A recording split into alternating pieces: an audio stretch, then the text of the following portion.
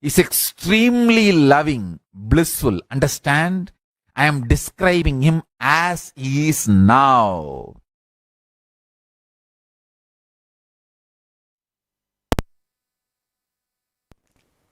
Yes, welcome back. What a way of describing Bhagavan Sri Maha Ganapathi. Listening to the revelations directly from the Supreme Pontiff of Hinduism, who is the very living manifestation of Paramashivam, who is the very embodiment of Maha Ganapathi himself. The very space of Maha Ganapathi simply becomes our reality.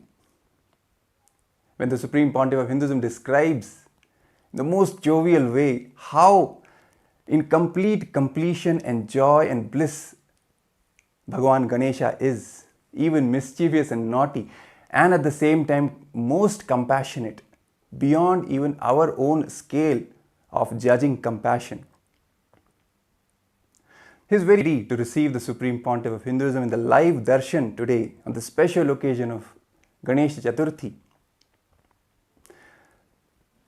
It's also important to mention that Kailasas from all over the world, all the global temples, the spiritual embassies of Kailasa are celebrating Ganesh Chathurthi. In fact, this whole Ganesha Chathurthi Brahmotsavam, it has been such a joyful celebration with so many auspicious rituals, celebrations, homas, abhishekams that were offered all over the world in various temples. For example, even yesterday in Kailasa in Ohio, very major 2 homas were held on this special occasion of Ganesh Chathurthi. One Ayudha Modaka Ganapati Moolamantra Homa and Ashtotra Shatakamalena Mahalakshmi Homa. These 2 grand homas were celebrated with great joy in Kailasa in Ohio. And at the same time in Kailasa in Los Angeles, a grand Maha Abhishekam was also offered to Bhagavan Maha Ganapathi. Devotees from all across the whole area surrounding these kshetras, powerful spiritual centers that these temples are, which are personally installed and energized by the Supreme Pontiff of Hinduism. The devotees flocked in and took part in these rituals, these celebrations, making deities of Ganesha with their own hands and offering food to the deity. In fact, even in Kailasa in Los Angeles, Ganapati even received the offerings of the devotees in a grand power manifestation session where the devotees offered milk to Ganapati and he actually drank that milk. That is what the Supreme Pontiff of Hinduism is saying again and again, even in the clips that we have just seen. Ganapati is real, Ganesha is real. It's not just an idea, it's not just a representation, philosophical representation. He is a living being. Always joyful, always blissful, ready to bless us with the best gifts. There's also a very small story. One of the neighbor grandmothers, she made a statement that, why are you wasting time with the clay deities? Just buy from the market and worship. So immediately, the young Supreme Pontiff of Hinduism rushes to Arunagiri Yogeshwara, Paramashivam himself, who happened in the life of the Supreme Pontiff of Hinduism as his own guru. So he rushes to him and explains what happened, what the lady had said. And Arunagiri Yogeshwara makes this one statement. He says that life is not just all about money. It is your ability to do, the possibility of you to visualize and hold that visualization and then manifest into reality. That is what is the real value. If we just buy the Ganesha deity and just offer puja for that, let's say half an hour, we will get the benefit of that half an hour being in remembrance of Ganapati. But when we actually make the deity with our own hands, let's say we take a day, 2, 3 days, holding Ganapati's form, his space, his memory in our inner space, in our very brain, carrying that visualization, and that our hands making that visualization into reality, that whole time period we will be in samadhi, bhava samadhi of Maha Ganapathi, constant remembrance of him. There is no match between the fruits of that with just buying a deity from the market and worshipping. So as a remembrance of the same act, all the devotees who are taking part in this whole grand celebration of Ganesha Chathurthi from all over the world, all the Kailasas from all over the world, they are taking part in this celebration by making their own Ganesha deities and then making the offerings to that deity. So that ultimately it is the inner space where Ganapati has to manifest, and from that inner space the outer manifestation will begin. And for that inner manifestation to happen, this simple exercise of making your own deity, clay deity or a sandal paste deity, whatever, turmeric, anything, and then offering to that deity, it holds a completely different value. And the Supreme Pontiff of Hinduism has shared from his own life how Arunagiri Yogeshwara himself initiated him into this powerful truth. And we will be projecting the pictures of these celebrations from Kailasas all over the world, the global temples, especially Kailasa in Ohio, Kailasa in Los Angeles, showing you how the grand celebrations have been taking place with the Maha Abhishekam, with the Homas, with the devotees feeding the Ganesha, making the Ganesha with their own hands, feeding, offering the food, having the prasadam, reinstating that simple attachment to Maha Ganapathi in their philosophical truth of intelligence or this or that. No, all those are just poisonous ideas which are meant to destroy our simple connection, simple bhakti with our deities, our chosen Ishtadevatas. And also remembering from the powerful story when the Supreme Pontiff of Hinduism himself fed Maha Ganapathi when he was just at the age of 3, a young boy. The whole experience as it went, initially he had the intention that Ganapati should eat the food that he's offering, but initially he was not eating. So the young boy, the Supreme Pontiff of Hinduism, he started intimidating the Ganesha, his Ganesha deity, threatening that I will throw you in the well if you don't eat. All these things that he did, but ultimately none of that worked. Finally he got a click from the life of the sage Nambiyanar Nambi, how he did ultimate tyaga, and then from that space he approached Maha Ganapathi. That click is what changed the entire space of the Supreme Pontiff of Hinduism, the young Supreme Pontiff of Hinduism at that time. His whole state of logic and the wrong logic, the tarka and kutarka, it went beyond both of them into vitarka state, where you have simple connection. There is no logic, and at the same time there is no wrong logic itself. Logic would be, yes, I am offering, I am devoted, Ganesha should eat. Wrong logic should be threatening, for example, what happened. He went through both of these and then beyond with that click and entered into the space of vitarka. Vitarka, as the Supreme Pontiff of Hinduism explains, is the straight umbilical cord connection, the power line.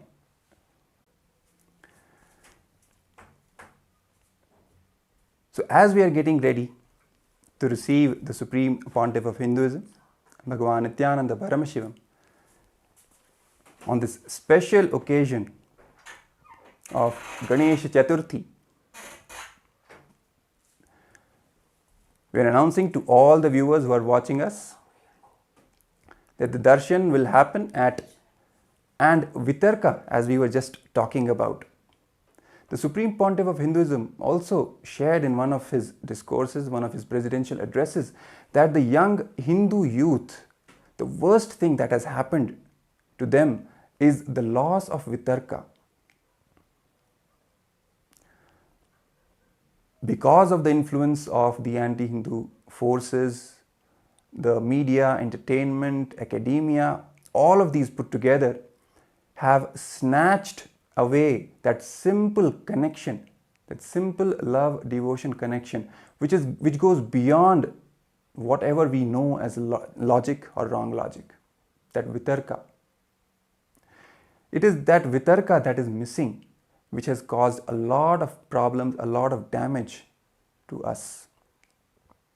Even when we are connecting to the deities, we think a million times, this is right, this is wrong, what it means, what it doesn't mean, instead of simply understanding that they are real. Let's just talk to them, let's just connect with them. Be it Ganesha, be it Krishna. If we read the stories of the great devotees, this one thing, the one thread that is common across all their lives is vitarka. All the Nayanmars, their stories, how they connected with Paramashiva, how Meera connected with Krishna, all the devotees. This vitarka is the common factor and the most powerful factor. And it is only because of this vitarka that the Supreme Pontiff of Hinduism, at such a tender age, Hinduism is trying to inculcate in us today, in all of us, the modern day Hindus, especially the Hindu youth, connecting us back to our roots, connecting us back to the deities, to gods and goddesses, giving the statement that they are all real. Just connect with them. They will respond to you. It is He who gives us the confidence that they will respond. And based on that confidence itself, we see devotees all across the globe manifesting left and right. For example, this power of feeding milk to Ganesha. That's how this happened yesterday. Simple vitarka. The vitarka that was initiated by the Supreme Pontiff of Hinduism in all the devotees, in all the disciples. With that vitarka, simply connecting with Ganesha, with Maha Ganapathi, and he comes and receives the offerings that we are making. Let's also watch another small clip of the Supreme Pontiff of Hinduism talking about Bhagavan Sri Maha Ganapathi, sharing some more truths. And we'll come back and get ready for today's grand special Darshan, which is going to start at 7:30 Eastern Time and 5 a.m. Indian. Ishvara Samarambam Nithyanandeshwari Madhyamam Asmadacharya Paryantam Vande Guru Paramparam.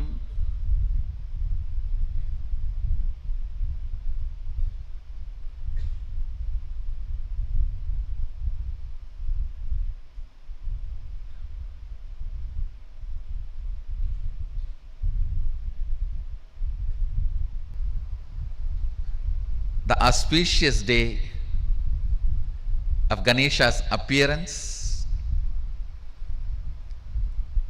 I welcome everyone who is sitting with us through Nithyananda TV, Facebook Live, YouTube Live, two-way video conferencing, everyone. Long list, so I welcome all of you with my love and blessings. First, let us receive Parabrahma Swarupi, Sadashiva Swarupi, Maha Ganapathi's blessings on his appearance day. He is gracing in Sarvalankara and 108 Naivedya.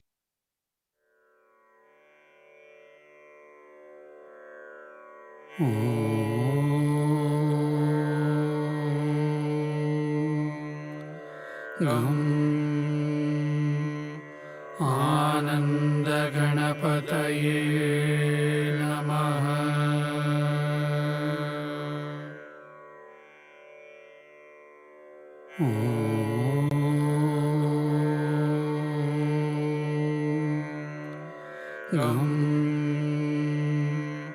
Ananda Ganapataye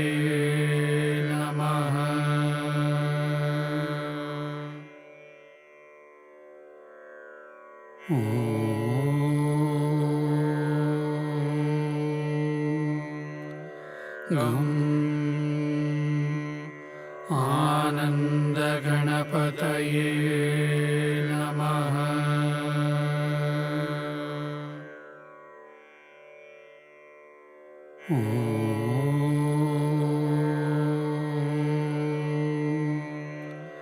गं आनन्दगणपतये in the Bangalore Adinam. So I welcome everyone to join physically or virtually. Ganesha. He embodies, symbolizes spontaneous completion celebration. Buying food. You can see this very form very clearly shows he's a worry-free guy and no worries, no sufferings, no pain, nothing. Very happy about himself, very happy about the universe, very happy about his happening, everything. I tell you,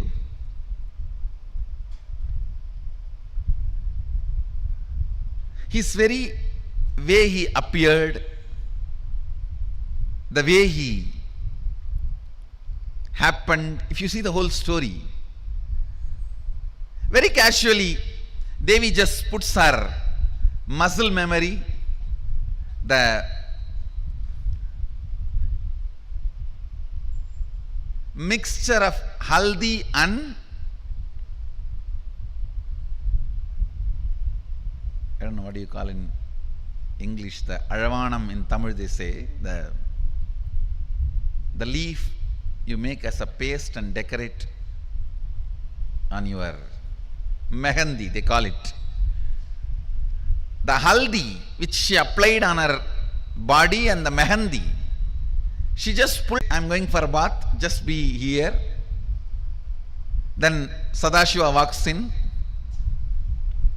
Some of the stupid interpretations say Sadashiva did not recognize his own son. How can it be? Who recognized the whole universe? How can it be? No. He knows he need to add his part into him.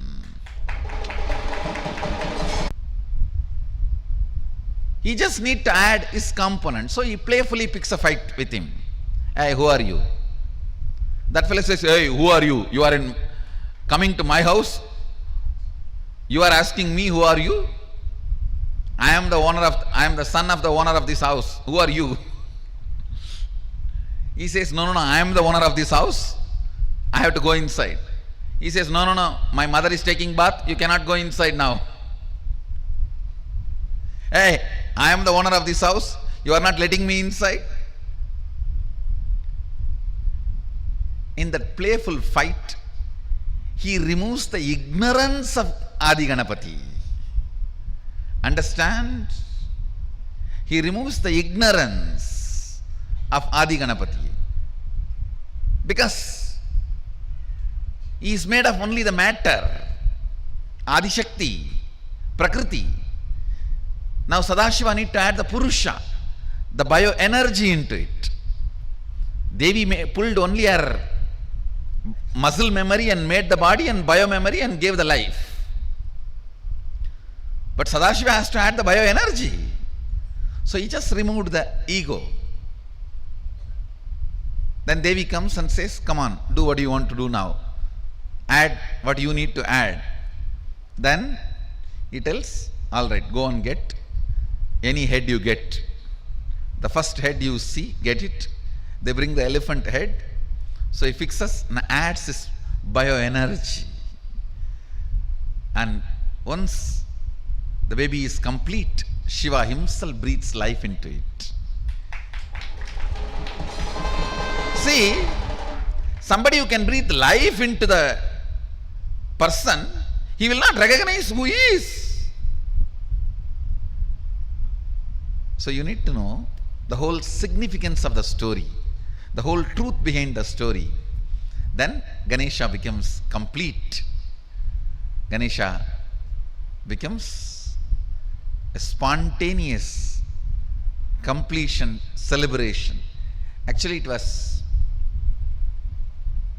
early morning, just before Brahma Muhurta. Devi makes Ganesha, and before sunrise, Sadashiva fits the new body, new head, and by sunrise is complete and appears as Maha Ganapathi, and is a spontaneous completion, symbol of spontaneous completion celebration. Then whole Kailasa celebrates the arrival of the first son of Sadashiva and Adi Shakti, and bring spontaneous completion into all our incompletions. Let your idea about your body be based on completion. Let your idea about your mind be based on completion. Let your idea about your wealth be based on completion. Let your idea about your health be based on completion. Let your idea about your beauties be based on completion. Let your idea about others be based on completion. Let your idea about everything, understand? Weakest way of existing is fear. Let that fear be blasted by Maha Ganapathi's spontaneous completion celebration. Invoke him. He is easy to approach. Asudosha. Asudosha means easily pleased. Easy to approach. Easily pleased. He is Asudosha. That is why you can approach him in any way. Nithyananda, yes. And as we just witnessed this powerful revelation from the Supreme Pontiff of Hinduism, describing the grandeur, the magnificence of Bhagavan Sri Maha Ganapathi, and this intense space of completion that he carries and bestows upon all his devotees, all the disciples who worship him, who approach him with humbleness, with surrender. He just, as the Supreme Pontiff of Hinduism just said, he just blasts all their powerlessness, all their fears. Not even a single moment we should allow any incompletions inside us, any powerlessness inside us. The moment we start allowing incompletions, the moment we start giving legitimacy to the incompletions inside us, it is like we declaring that we don't have any control over our own life, which is actually not true. It is just the state of irresponsibility that gets induced in us by the delusion of these incompletions. So the moment any incompletions come, the moment they arise in us, simply remembering our Guru, the Supreme Pontiff of Hinduism, who is the very embodiment of Maha Ganapathi's space of perpetual completion. Simply that prasada of spontaneous, instant completion happens inside us, without any need to logic complete, induces that space of completion. When we just realize that all the incompletions are not even real in the first place, they are just delusion made up by our mind. So we don't even have to fight them, just ignore them. It makes them completely redundant. And we come back to the space of spontaneous completion. As even we were talking about earlier, Maha Ganapathi's form, when he holds the Pasha and Ankusha in his two hands, Ankusha is the power of unclutching. The moment any incompletion arises, simply unclutch from that. He is blissful all the time. We should also be energetic, always pro-life, deciding for life, joyful, energetic, excited, working on different things, different projects, taking on multiple things at the same time. Then where is the time of even giving time to any incompletion? From his own life, he shares a story of when he organized the Ganesh Chathurthi festival for the first time. That's how the whole journey began. along with his friends, his neighbors, the way they organized the whole festival, the grand celebrations, each and everything was taken care of. The Supreme Pontiff of Hinduism at that young age involved himself in all the aspects. He was a painter, he was a musician also, he was a sculptor, he was the accountant as well. All the different dimensions of life he touched, he completely involved in. Without having any ideas that this is what I am good at, this is what I am not good at. All these ideas are just completely bogus, as the Supreme Pontiff of Hinduism says again and again. And even in Kailasa's Nithyananda Gurukul, this is one practice which forms the very foundation of the life of the kids, of the Gurukul kids. They're encouraged to involve in various activities without any idea of this is their thing or this is not their thing, this is what I am good at, this is what I am not good at. No, that is not even a part of the vocabulary in Kailasa's Nithyananda Gurukul. All the 64 arts, all the kids have to take part in. It's simple sheer involvement in life and manifesting fulfillment in all dimensions, be it creative field, be it logical field, mathematics, academics, sports, anything. Having that complete involvement with energy, with joy, with bliss, it induces completion from moment to moment in our lives, and we see our life expanding, expanding, expanding every moment. This spontaneous completion, this bliss, this joyful expansion and involvement in life is the prasada that Bhagavan Sri Maha Ganapathi gives to all of us.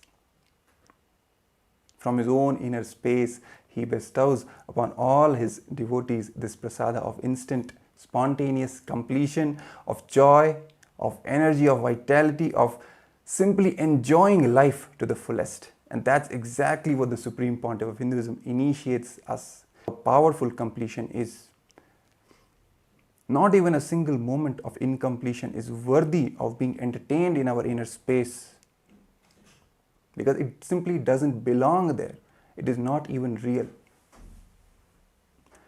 This power of completion is what Bhagavan Sri Maha Ganapathi is the embodiment of. It's the power of completion, power of consciousness. When we feed food to Maha Ganapathi and he accepts it and he graces us by receiving it, by having that food, it is simply he initiating us into the power of our consciousness, making us realize that we are much more than just this body and mind. We are the consciousness and we have the power over entire Prakriti, entire matter. This power of consciousness over matter, which the Supreme Pontiff of Hinduism initiates all his disciples and devotees into. This is what is the fruit of Maha Ganapathi, directly becoming a part of our inner space. As a fruit, as the very sweetness that he gives to all of us. And even the form of Maha Ganapathi, with the pasha, with the ankusha, with the tusk, the broken tusk in his lower right hand, and the modaka in the lower left hand, all these four things which he holds in his four hands are also a representation of the four tattvas of integrity, authenticity, responsibility and enriching. The pasha, the rope that he holds, signifies the power of integrity, of staying true to our words, whatever words we give to ourselves and to others, fulfilling them. The noose, that is the ankusha, which he holds in the upper left hand, which symbolizes the power of unclutching, also symbolizes the power of authenticity. The broken tusk which he holds in the lower right hand is the power of tyaga, and at the same time the power of responsibility. And the modaka is the enriching, the power of enriching, with which He bestows the sweetness, the best gifts to all of us. Darshan and the presidential address, let us remember all these truths that the Supreme Pontiff of Hinduism shares with us about Bhagavan Sri Maha Ganapathi, and let us invoke the same space of instant completion, of spontaneous completion in ourselves, carrying the space of devotion and gratitude as we are preparing ourselves for the darshan. So let us take a short break and we will get back to lead into the live darshan by the SPH.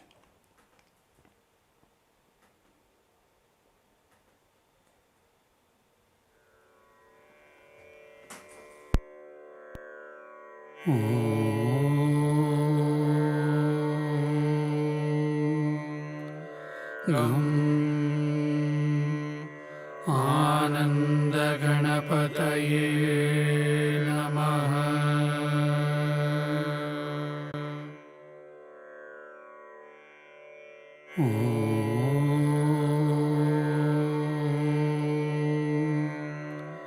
गं आनन्दगणपतये नमः।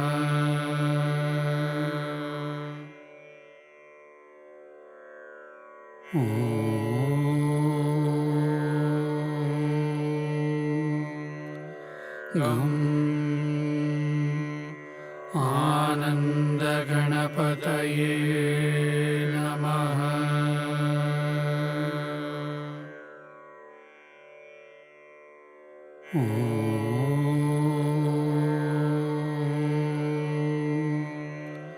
गं आनन्दगणपतये नमः।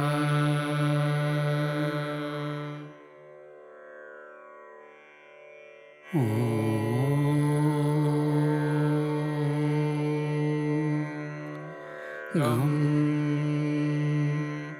आनन्दगणपतये नमः।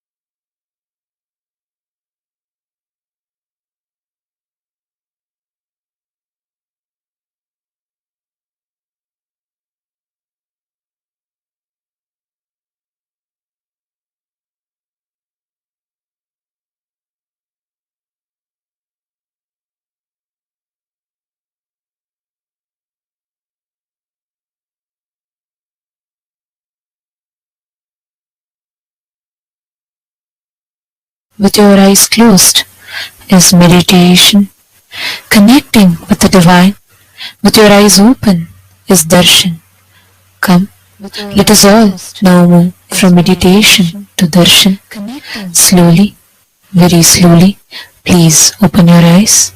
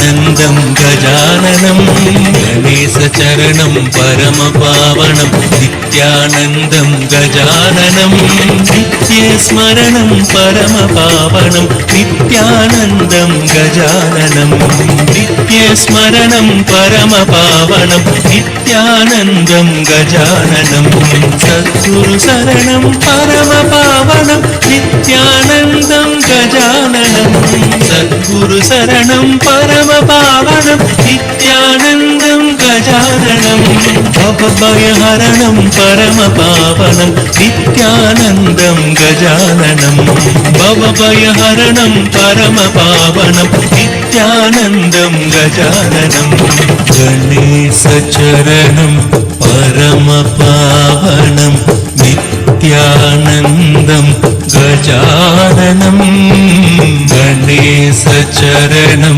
परमपावनं नित्यानन्दं गजाननं नित्यस्मरणं परमपावनं नित्यानन्दं गजाननं नित्यस्मरणं परमपावनं नित्यानन्दं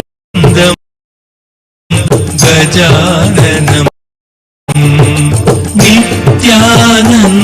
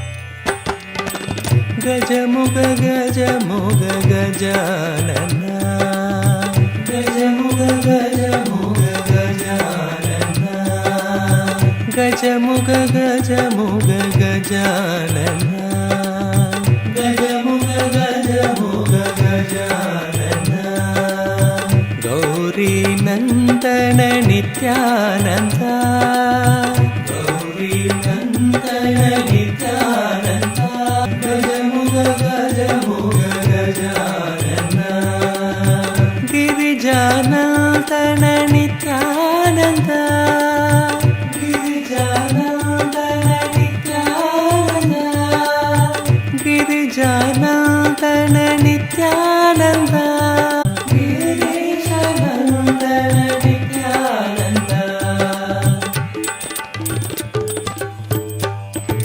గజముగ గజముగ గజానన గజముగ గజముగ గజానన గజముగ గజముగ గజానన గజముగ గజముగ గజానన గౌరీ నందన నిత్యానంద గౌరీ నందన నిత్యానంద గౌరీ నందన నిత్యానంద గౌరీ నందన Nityananda గిరిజానందన Nityananda గిరిజానందన Nityananda గిరీశనందన Nityananda గిరీశనందన Nityananda గిరీశనందన Nityananda గిరీశనందన Nityananda గజముగ గజముగ Gajanana గజముగ గజముగ Gajanana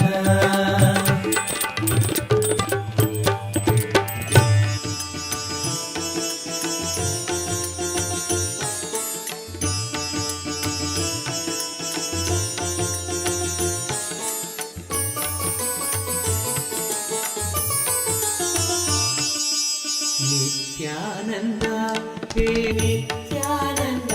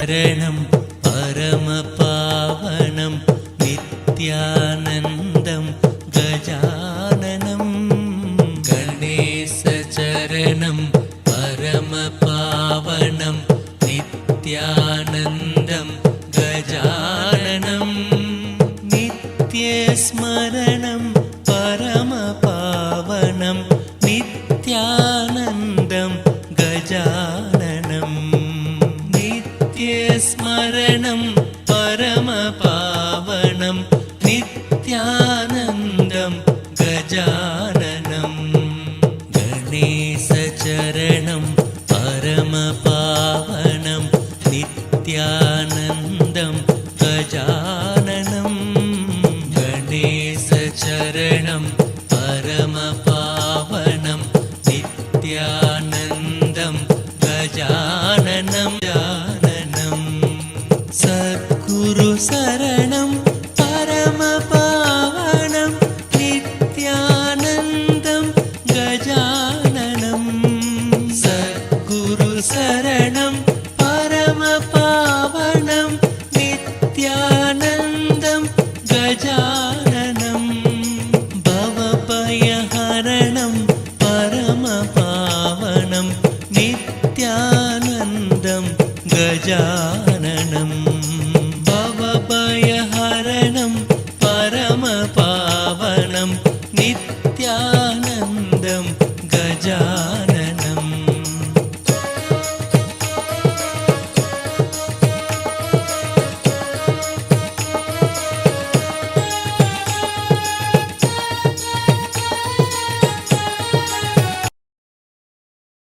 himself. And today, all of us are being blessed with this most auspicious darshan. And also on this occasion of Ganesha Chathurthi, where the Ganesha Chathurthi Tithi has officially started and began, we're having the darshan of the Nija avatar of Paramashivam manifesting, gracing all of us. As each of us sit here receiving the darshan today and the special energy, subscribe to the channel, go to the live stream. In that channel, you can post all your prayers, all the blessings requests as a comment under the comment section. Next, please head to kailasa.org and scroll down and you'll be prompted with a WhatsApp icon. Click on it, join the WhatsApp community, and through your WhatsApp, you can directly post your prayers, dream requests, and gratitude messages directly to Swamiji. Twitter, you can head to x.com and go to Kailasa's SPH Nithyananda Paramashivam, the official Twitter handle. You'd have to go to the pinned tweet of that particular handle and you'll have to reply tweet to that particular pinned tweet with any questions that you would like to request, any subject that you would like to request Swamiji to reveal further on. Please use the hashtag Ask the Avatar and you can post all your prayers and requests there. The next is Instagram. Please head to Kailasa's SPH Nithyananda Instagram handle, the official Instagram handle of Swamiji. Please make sure to click the follow button if you have not done so that you don't miss out on any of the latest updates and the photos of the Supreme Council of Hinduism. Click on the profile picture. You'll be led to a live stream, and right under the live stream, you'll be seeing the live chat icon. Click on it, post your prayers, dream requests directly as a comment so that you can receive the blessings from Swamiji. And also, you can go to the live stream of that particular Facebook page and you can post all your prayers, all your blessings requests, messages of gratitude and love to Swamiji on that under that comment section of that particular live video.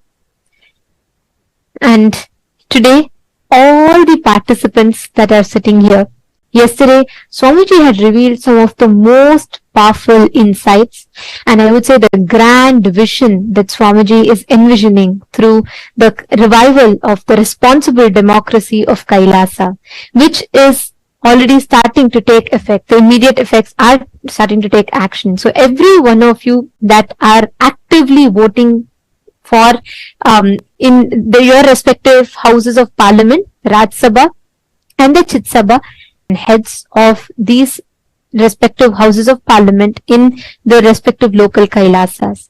And each of you that are listening to this, all the born Hindus and practicing Hindus, take a few minutes of your time spent in becoming part of this everyday voting. By doing so, you are being part of one of the most important aspects of one of the most important revival of the responsible democracy. It's so beautifully Swamiji mentioned yesterday. Kailasa is completely apolitical, and nothing is done, nothing is chosen based on any kind of politics, but chosen based on responsibility that each of us show. Each of us, you might live from any part of the world. Right now, we literally have Hindus, practicing living Hindus from across the globe, from literally all the time zones that are here gathered with us. And the Supreme Pontiff of Hinduism, who is spearheading this effort, uniting all the Hindus, the two brilliant Hindus, the born, living and practicing Hindus from across the world, through this responsible democracy system where each one of us are empowered with the right knowledge, and based on the responsibility that we show, we are made as a part of the core government of Kailasa, where, as we all know, Swamiji had revealed to us how Hinduism has the most ancient democracy system, which is called as the responsible democracy, that was conducted as Anubhava Mantapa. And Swamiji is reviving this exact thing so that all of us are first enriched with the right knowledge, empowered with the powerful cognitions, and through the empowerment of all of us, not just for Hindus, but for humanity at large. Today we learned a very important subject. We learned about the 11 genders. Gender identity has become a huge crisis that the modern day is currently facing. There are many gender-related issues, and women empowerment. There's a lot of people who are suffering because of the misconceptions, misunderstandings, and the not having the right access to the right knowledge of gender and how to complete. At this point in time, blessed are we who have Paramashiva, who is reviving and gifting this most sacred science from Hinduism to the whole world through the revival of 11 genders. Swamiji revealed one of the most unique and important principle of Hinduism, where every being is revered, the essence of every being is revered as consciousness, irrespective of the choice of gender that they choose to express, that they choose to carry forward with. And today, so many of you had also posted how you feel that this knowledge is too precious and has to be taken to the world, and how it is going to help resolve some of the most important modern day issues. So, keeping this in mind, this is going to be the voting topic for today. Choosing people based on the responsibilism that each one shows, the responsible activism that each one shows.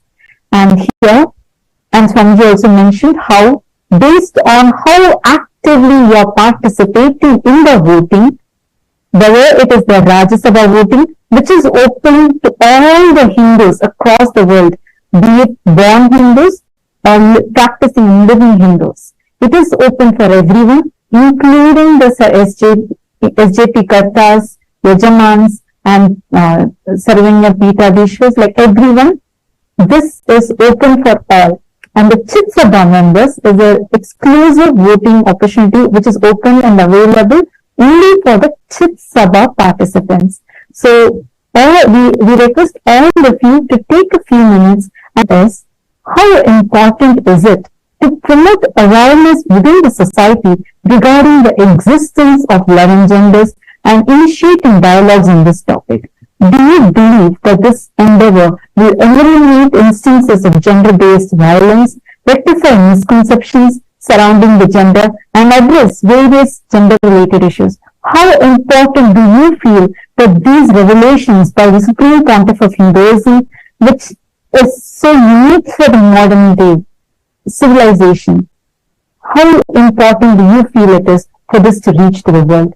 Please take a few minutes, and I request all of you to go ahead and cast your vote. The options are: indeed, I firmly believe that spreading awareness on this subject is of utmost importance. Second, no, I do not believe such efforts are necessary. Third, I hold the view that such awareness may not significantly impact the society. Take a few minutes and please tweet the choice you voted for on Twitter, and please tag Swamiji's official Twitter handle at Shri Nithyananda and Sarvajñapita Yajaman, Sarvajñapita Karta, and all the members of the Chit Sabha House of Parliament. Each of us as Kailashans, we've all experienced the profound and distinctive gender equal policies that takes place in all the governing policies of Kailasa as envisioned by the Supreme Pontiff of Hinduism himself. Be it women empowerment, a prime example of which is the fact that within Kailasa, women occupy 80% of leadership positions. And in every which way, Swamiji is reviving in the most unique and profound way gender equality. And furthermore, Kailasa stands as the only nation that has recognized and honors the existence of 11 unique genders, celebrating the essence of each individual as consciousness. It is only Kailasa that recognizes 11 unique genders in global forums. In your opinion, how do you think we can accomplish this? And as we are reading it out, you all can check it out on your respective chats. All these Sarvajñapita Yajamans and Kartas, please do check it in your respective chats. And the link has already been posted there. We request you all to head there and please take a few minutes to cast your vote. Kailasa and its progressive gender policies on a global stage. Option B is spreading awareness on social media, which is utilizing the power of social media. We can easily disseminate the information and promote awareness about our inclusive policies, reaching a broader audience. And option 4 is if you believe that you can't really bring a significant impact, you can let us know with that. So please do take a few minutes, cast your vote, and do let us know. I'd like to take this opportunity to remind all the Sarvajñapita Yajamans, Kartas, all of you, the grand vision that Swamiji himself revealed yesterday. Each of you, by taking a few minutes and casting your vote, please understand you are securing your future in one of the most inclusive, progressive governments, which is Kailasa, the Hindu nation. Yes. And now, let us all continue enjoying the darshan. Let us all continue receiving today's most powerful initiation. We request all the viewers, participants, every one of you to post your prayers, messages of gratitude to Swamiji on all of the social media platforms that we mentioned, and you can get the boons and blessings from Swamiji himself.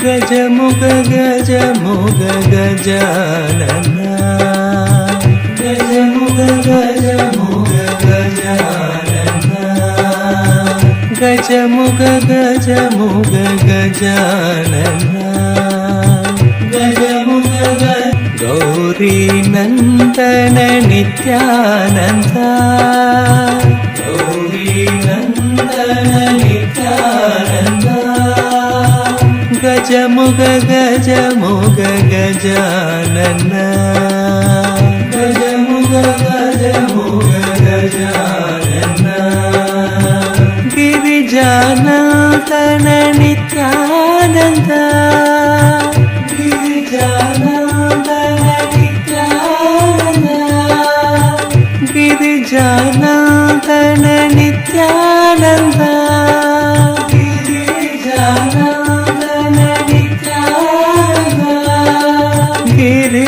गिरीशनन्दन Nityanand गिरीशनन्दन Nityanand गजमुग गजमुग Gajanan गजमुग गजमुग Gajanan गजमुग गजमुग Gajanan गजमुग गजमुग Gajanan Gauri Nandan Nityanand Gauri Nandan Nityanand गजमुग Gajanan गिरिजानन्दन Nityanand गिरिजानन्दन Nityanand गिरिजानन्दन Nityanand Kailasa welcomes you to the grand celebrations of Ganesha Chathurthi.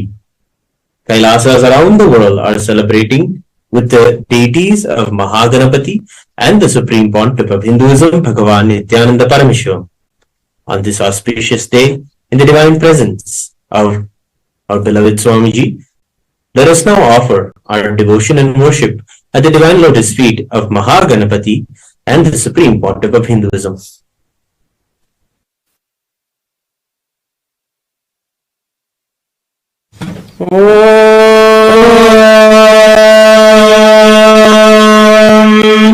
एकदन्तं शूर्पकर्णं गजभक्तं महोदरं पाशाङ्कुशधरं देवं ध्यायेत् सिद्धिविनायकम् अथ धूपः ॐ दशाङ्गं गुग्गुलोपेतं सुगन्धं च सुमनोहरम् आघ्रेय सर्वदेवानां धूपोऽयं प्रतिगृह्यताम् श्री महागणपतये नमः श्री सर्वदेवदेवी स्वरूपाय भगवते श्री नित्यानंद परमशिवाय नमः धूपमाघ्रापयामि अथ दीपः ॐ श्री नित्यानंद परमशिवाय नमः दीपं सन्दर्शयामि अथ नैवेद्यम् ॐ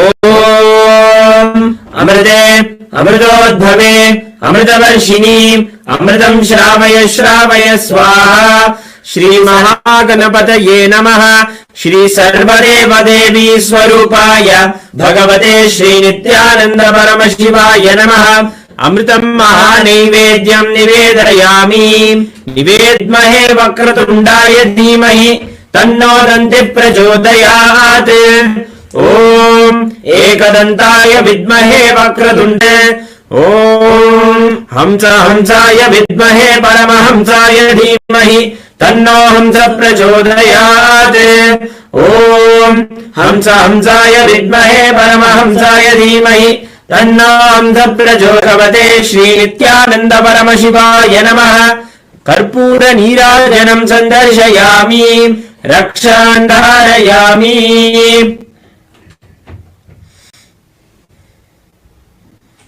Today also we celebrate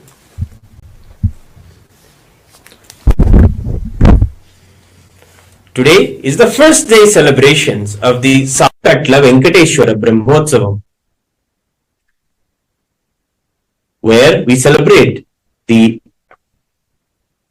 very manifestation of Parandhama Venkateshwara Swami. Kailasas around the world have hoisted the flag of the Garuda Dvaja, and now we will be offering our devotion to Venkateshwara Swami on this first day of the Salakatla Venkateshwara Brahmotsavam.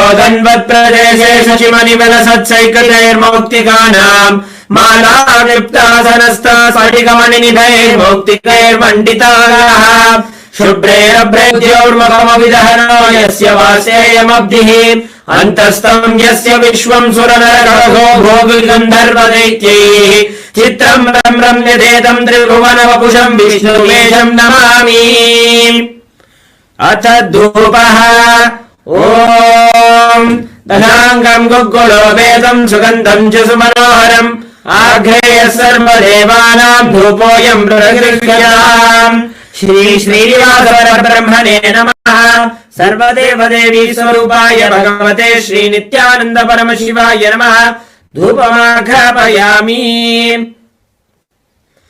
अत दीपः ॐ साज्यं त्रिवर्ति संयुक्तं बन्धिना योजितं मया ग्रहाणमङ्गलं दीपं त्रैलोक्यतिमिरावहम् श्री श्रीनिवास परब्रह्मणे नमः सर्वदेवदेवी स्वरूपाय भगवते श्री नित्यानंद परमशिवाय नमः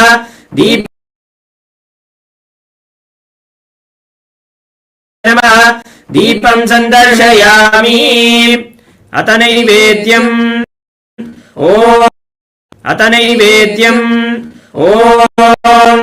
अमृते अमृतोद्भवे अमृतवर्षिणि अमृतं श्रावय श्रावय स्वाहा श्री श्रीनिवास परब्रह्मणे नमः श्री सर्वदेवदेवी स्वरूपाय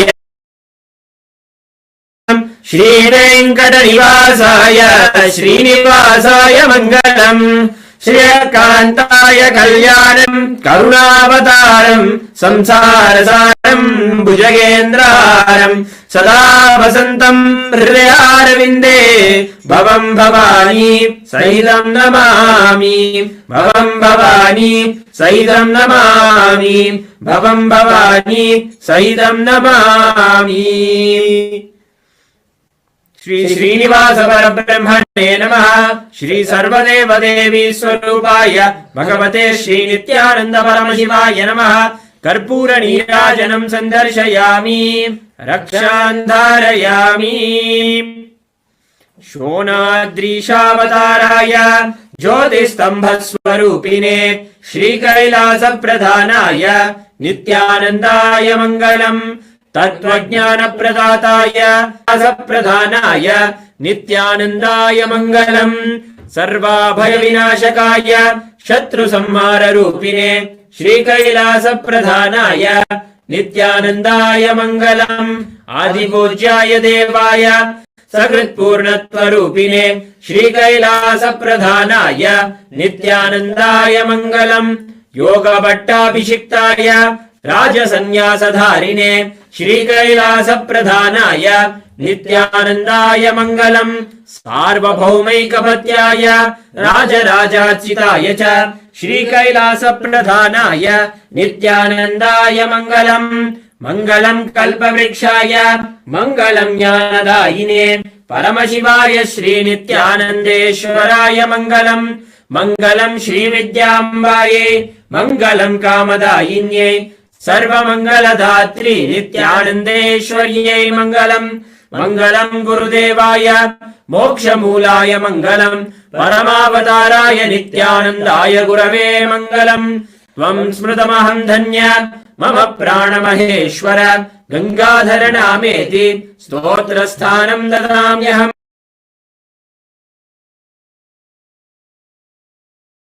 पादुकार्पणमस्तु ॐ नित्यानन्दम्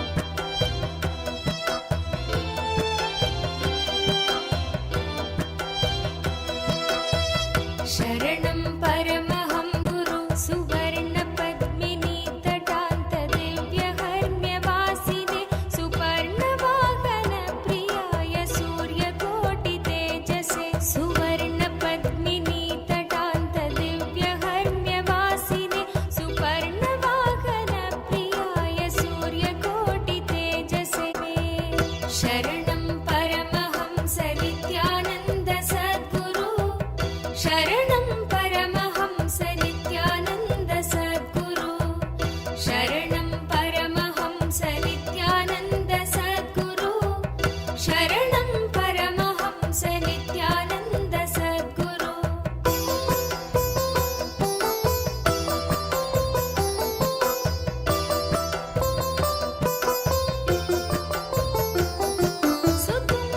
सुतुङ्गभङ्गजह्नजा सुधांशु खण्डमौलये पतङ्गपङ्कजा सुहृत्कृपे नित्यानन्दाय शम्भवे भुजङ्गराजकुण्डलाय पुण्यशालि बन्धवे सदा नित्यानन्दाय ते नित्यानन्दाय शम्भवे शरणं परमहंस नित्यानन्द सद्गुरु शरणं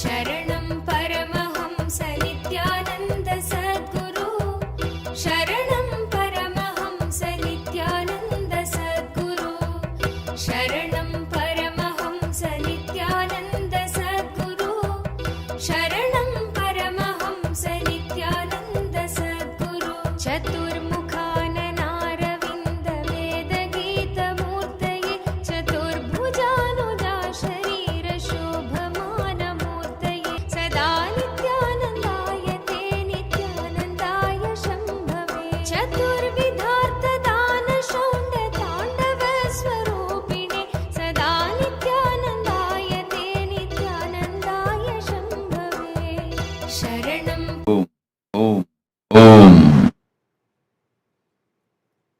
As the ultimate manifestation of Paramashiva's Ardhanarishwara Murti, Gajamuga Anugraha Murti, I bless you all with Paramadvaita.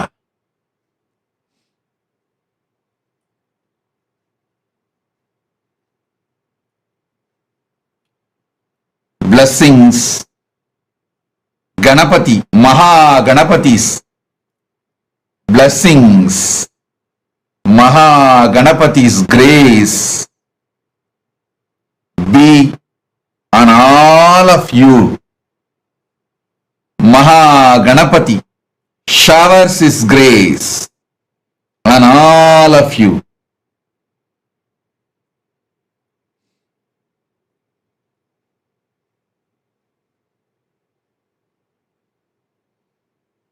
Let all the auspiciousness be on all. Bless all of you and remove all obstacles. Let you all achieve success in everything. All obstacles be removed by the grace of Ganapati.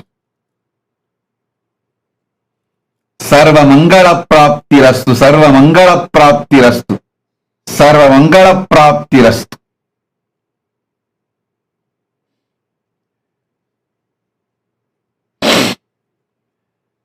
I initiate all of you into the awakening of your Kundalini Shakti and ultimate gender Ardhanarishwara.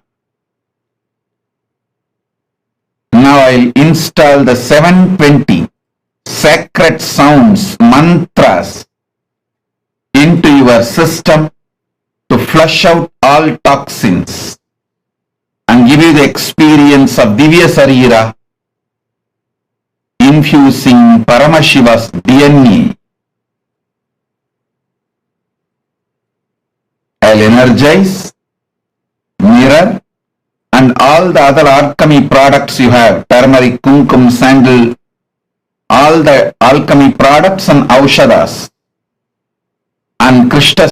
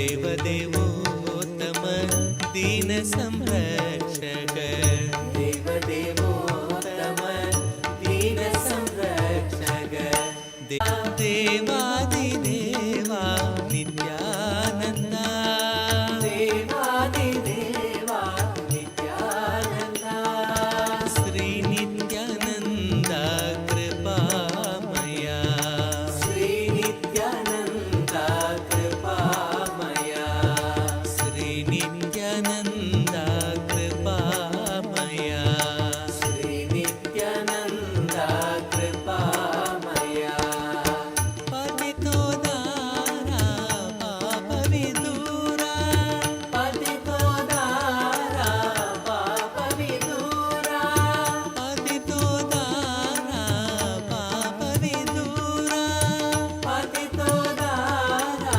पापविदूरा नित्यपुरीशा Nityananda नित्यपुरीशा Nityananda नित्यपुरीशा Nityananda नित्यपुरीशा Nityananda भस्मोद्भवकर भवभय Shri Nityananda कृपामया Shri Nityananda कृपामया Shri Nityananda कृपामया Shri Nityananda कृपामया देवदेवोत्तम दीन संरक्षक देवदेवोत्तम दा कृपामया शा नित्यानन्दा नित्यपुरीशा नित्यानन्दा भस्मोद्भवकर भवभयनाशन भस्मोद्भवकर भवभयनाशन भस्मोद्भवकर भवभयनाशन भस्मोद्भवकर भवभयनाशन श्री नित्यानन्दा कृपामया श्री नित्यानन्दा कृपामया देवदेवोत्तम दीन संरक्षक देवदेवोत्तम दीन संरक्षक देवादिदेवा नित्यानन्दा देवादिदेवा नित्यानन्दा पतितो दारा पापविदूरा पतितो दारा पापविदूरा पतितो दारा पापविदूरा पतितो दारा पापविदूरा भस्मोद्भवकर भवभयनाशन भस्मोद्भवकर भवभयनाशन श्री नित्यानन्दा कृपामया देवदेवोत्तम दीन संरक्षक देवदेवोत्तम दीन संरक्षक पतितो दारा पापविदूरा पतितो दारा पापविदूरा नित्यपुरीशा नित्यानन्दा नित्यपुरीशा नित्यानन्दा भस्मोद्भवकर भवभयनाशन भस्मोद्भवकर भवभयनाशन श्री नित्यानन्दा कृपामया श्री नित्यानन्दा कृपामया श्री नित्यानन्दा कृपामया श्री नित्यानन्दा कृपामया श्री नित्यानन्दा कृपामया श्री नित्यानन्दा कृपामया नित्यानन्दा हरे नित्यानन्दा नित्यानन्दा हरे नित्यानन्दा नित्यानन्दा हरे नित्यानन्दा नित्यानन्दा हरे नित्यानन्दा नित्यानन्दा हरे नित्यानन्दा नित्यानन्दा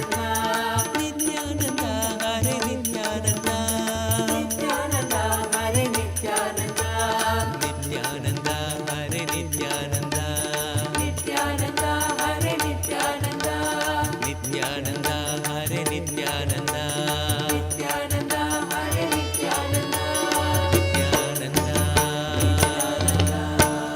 नित्यानंद रूप जानो शिव का स्वरूप मानो नित्यानंद रूप जानो शिव का स्वरूप मानो नित्यानंद रूप जानो शिव का स्वरूप मानो नित्यानंद रूप जानो शिव का स्वरूप मानो नित्या के समान नहीं दूसरा जहान में नित्या के समान नाही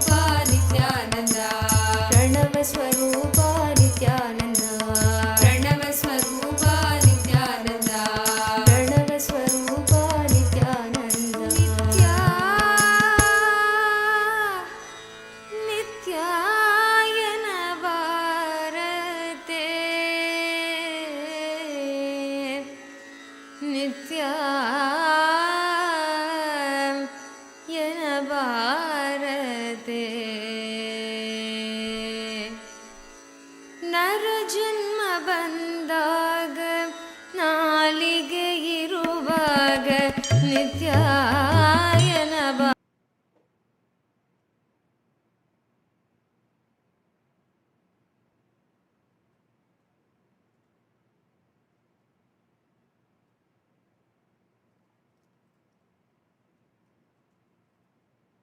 Om, Om, Om, Om, Om, Om. Jin Yang, I accepted your Tulabara Seva. Blessings for completely healer. Yin Yang, I'll completely heal your daughter Meeraven. My blessings for your whole family. I'll shower you with oneness. I give you all the 6 boons you want. I'll shower your husband with wealth and EB5 investments will be returned. I'll take care. Don't worry. Yin Yang, I'll shower you with love, completion, fulfillment. Tatast. Liao Feng Chi. Liao Feng Chi. I accepted your Tulabaram and I give you all. Kailasa in Taiwan happen. My blessings for your husband Chen Jian Sheng, and you will be very powerful enricher for Kailasa in Taiwan. Blessings. Asutosh Sharma, I accepted the Navanida Tulabaram you offered during Krishna Janmashtami. I'll fill you with auspiciousness. I'll shower you with wealth.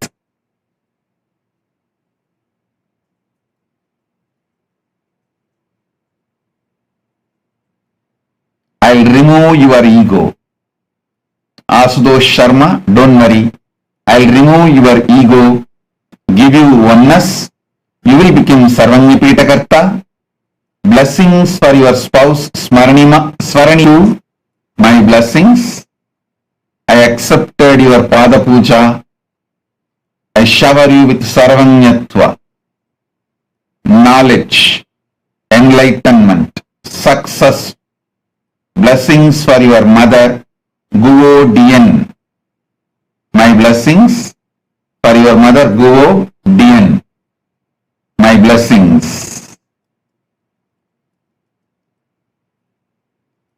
Erina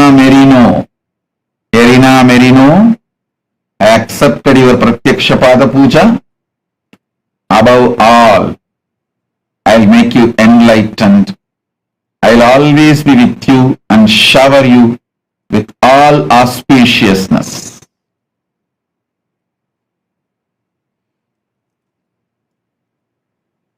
All those who offered today Pratyaksha Pada Puja and Tulabara Seva, Rajita Tulabara Seva, I accepted.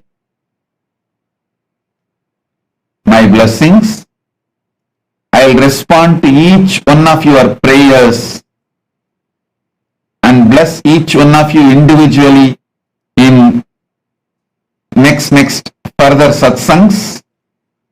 Today, I am blessing all of you by accepting your gratitude, devotion, Pada Puja, Tulabara Seva, everything. I will also respond and bless every one of you individually, your prayers in further darshans every day. My blessings.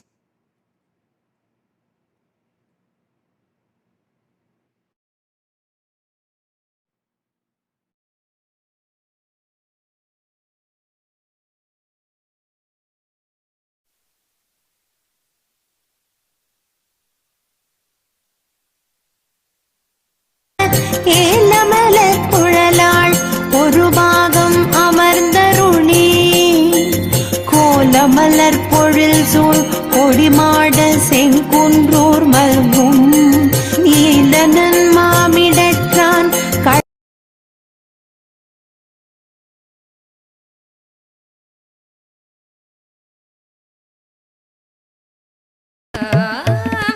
गरुडगमन सिरि नित्यपुरी विठला गरुडगमन सिरि नित्यपुरी विठला नित्यायन भारते नित्य मीनाक्षि सुन्दरेश्वरा भिन्नस्वरूप परशिवपुत्र रत्न कुमार परमशिव करुणा समधिगत मुक्तामय चतुरश्रयान गीयमान छत्र चामर श्रीचिह्न काहलादि समस्त बिरदावकलभ केसरी शैव सिद्धान्त स्थापनाचार्य श्रीराजाधिराज पाण्ड्य महाराज गुरु क्षपण शाक्यादि महान्धकार निवारण ज्ञान भानु वीक्षणानर्हार्ह ध्वजोच्छेदन पूर्वक श्रीमद्वृषभध्वज स्थापक शैव समय कर्तृ सर्वज्ञ पीठारूढ श्री जगद्गुरु श्री ज्ञान संबंध देशिक स्वामी वागीश सुंदर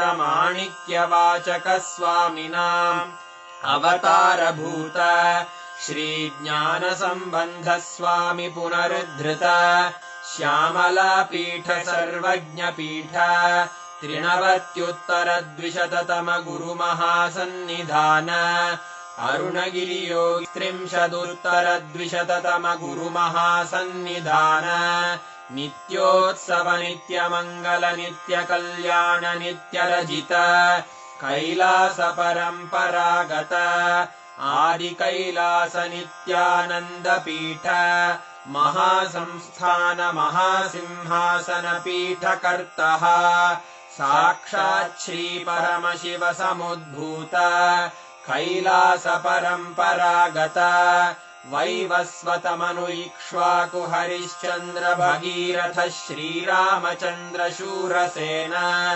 इत्यादि अनवच्छिन्न सार्वभौम चक्रवर्ति परम सुरांगी साम्राज्य मूर्धाभिषिक्त चूडामणे साक्षात् श्री परमशिव समुद्भूत कपिल महागुरु पुनरुद्धृत महानिर्वाणि पीठ अष्टोत्तर सहस्र श्री महामंडलेश्वर साक्षात् श्री परमशिव सिंहासनाभिषिक्त समस्त गणनायक अष्टोत्तर सहस्र श्री अटल पीठाधीश्वर धर्म मुक्ति स्वर्गपुर स्वर्ण पीठ त्रयोविंश गुरु महासन्निधान कैलास परंपरागत आदिपीठ सर्वज्ञ पीठ जगद्गुरो श्री कैलास पुनरुद्धारक श्री कैलास परमाचार्य श्रीमत्परमहंस परिन्द परमशिव श्री ज्ञान संबंध देशिक परमाचार्य स्वामिन् अत्रागत्य परिपाल्य च अस्मान् विज्ञान वितरणेन विजयी भव जय जय।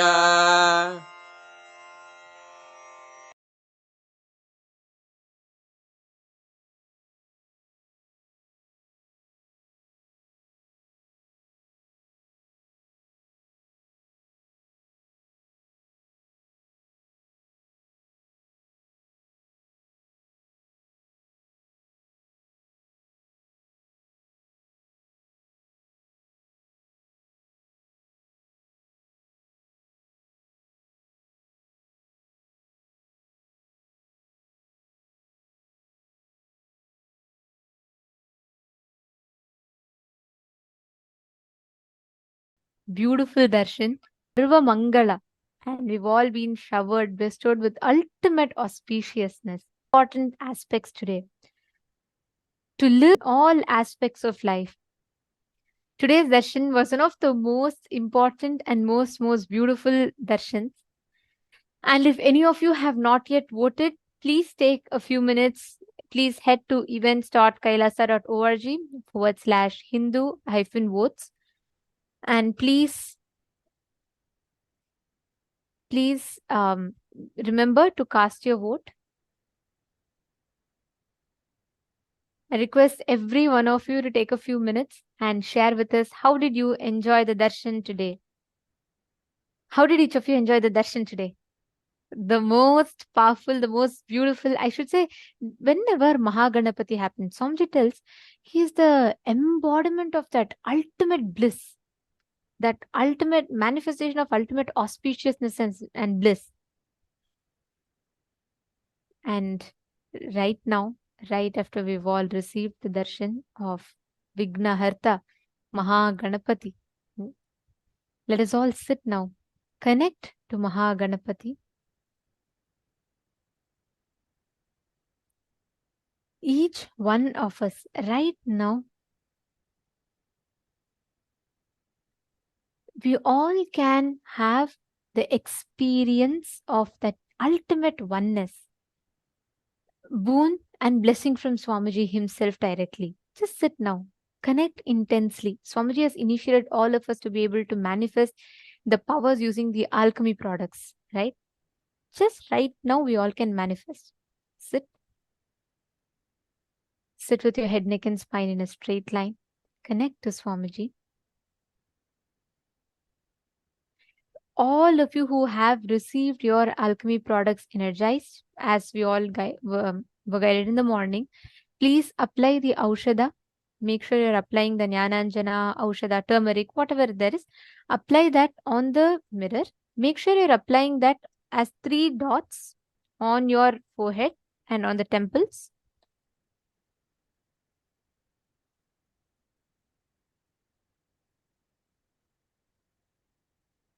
Yes. Now understand that mirror will act as literally like a transmitter, which means like how, with what clarity you will be able to see on your phone screen or your laptop screen. With that same clarity, if not even more, you will be able to see on the mirror. The mirror has unique ability to receive and hold energy and transmit the energy. So what is going to be happening now is that right after you receive the energy, right after you receive the initiation, when you apply the Aushada, the whole mirror literally gets energized. And you will see the answers to all the questions that you have on the mirror. It's very simple. All you need to do is connect to Swamiji and just sit from that space of oneness. You will be able to start seeing clearly on the mirror. Understanding? Shall we all start? Please sit straight. Sit with your head, neck, and spine in a straight line.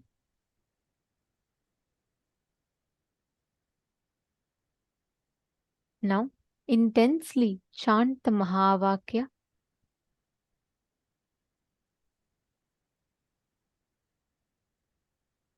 Any place that you want. Let's say you want to see Arunachaleshwara temple, or let's say you want to see any place. You want to see where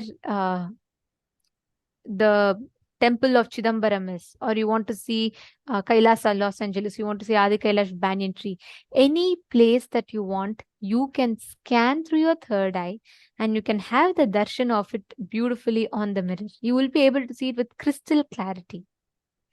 First, make sure you're applying Aushada on the mirror fully.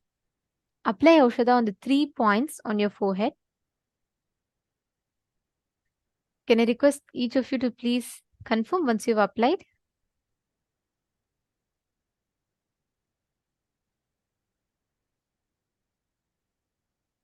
Malita Segi, you're asking how does it appear? Does it appear as actual words? It will appear as clear visuals itself. See, sometimes it starts as patterns and lines, but actually you will be able to see, like if I show you, like how you're seeing us on your screen right now, right?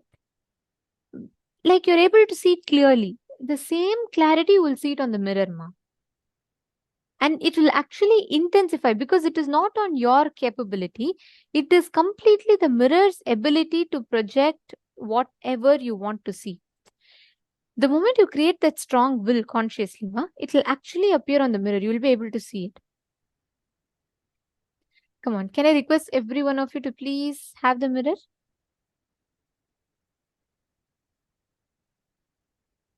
Now, consciously will for any place that you want to appear. It can be anything.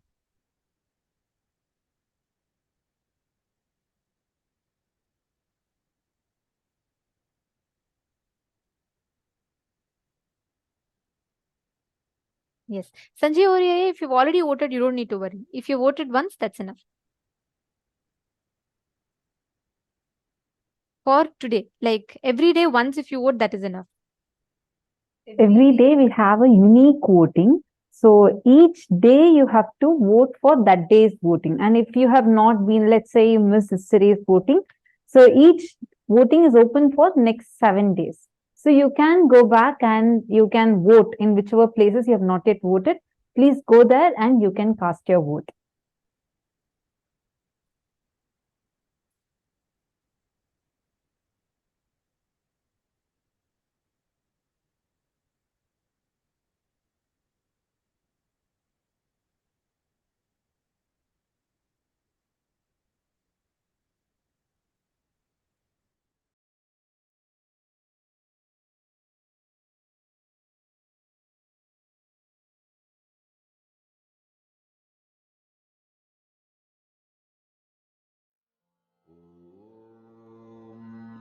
Nithyananda Paramashivoham.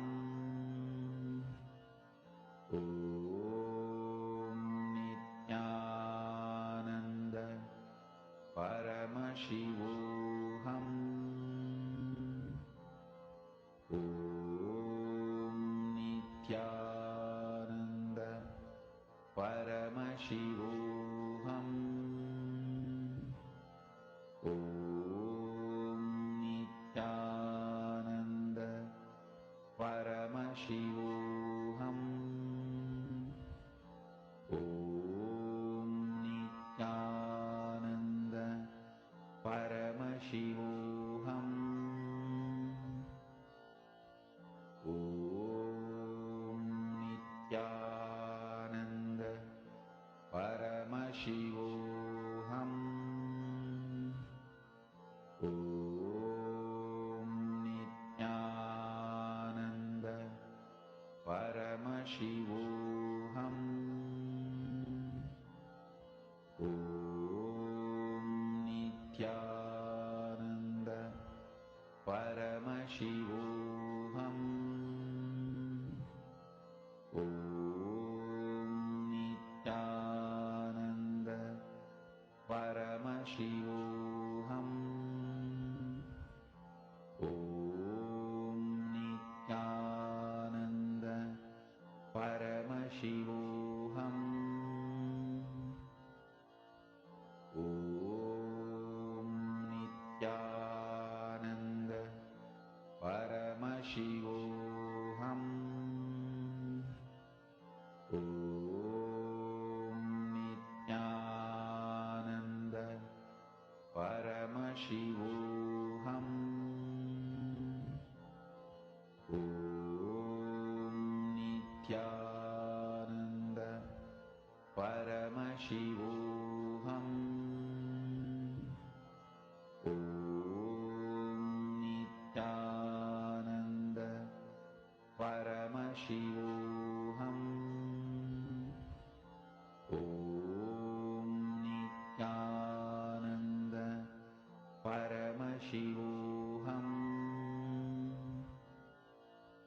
Om Nithyananda Paramashivoham. Om Nithyananda Paramashivoham.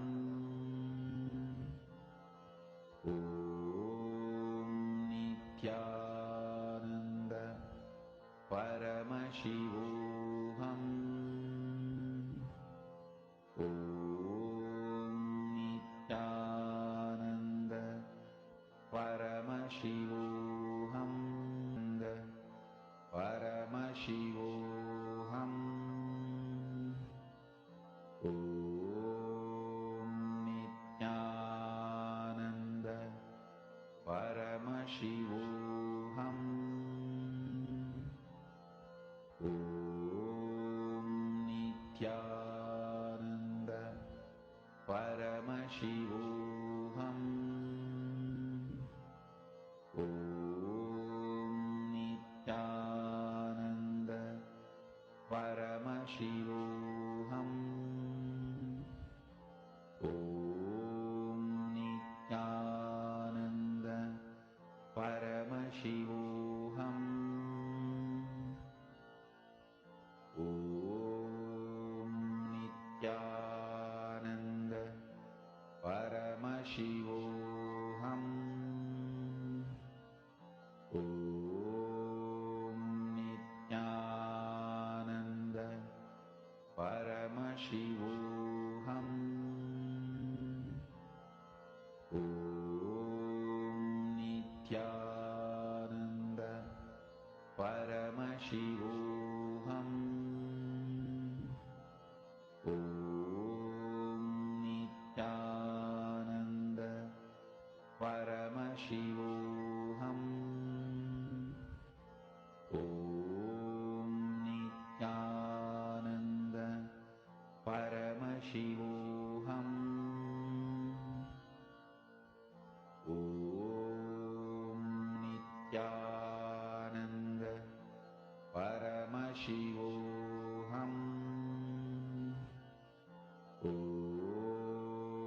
Nithyananda Paramashivoham. Om Nithyananda Paramashivoham. Om Nithyananda Paramashivoham. Om Nithyananda Paramashivoham. Om Nithyananda Om Nithyananda Paramashivoham. Om Nithyananda Paramashivoham. Om Boham. Om Nithyananda Paramashivoham. Om Nithyananda Paramashivoham. Om Nithyananda Paramashivoham. Om Nithyananda Paramashivoham. Om Nithyananda Paramashivoham.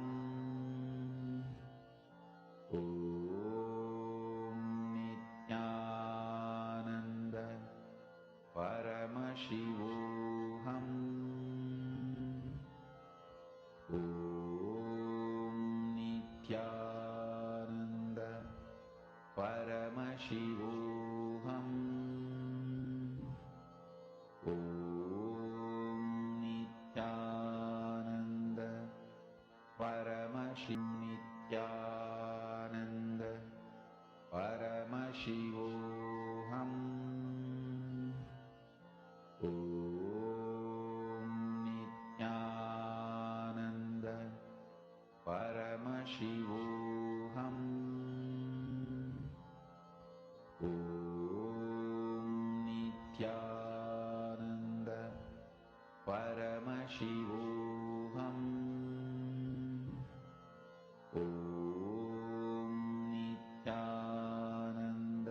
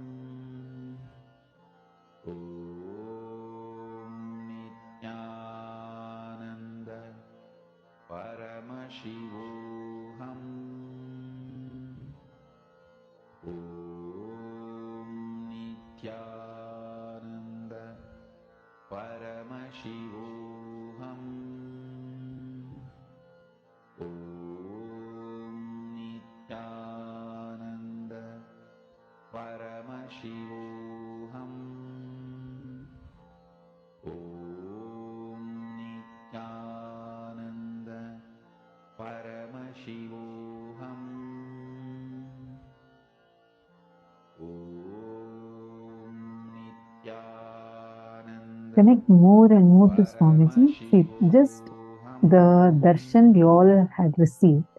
It's so powerful. The initiation was so powerful. All of you will be able to see how the power manifestation happens. I request everyone, please sit and do the scanning. Who all are doing the scanning? Can each of you post who all are already doing with your partners? Please post.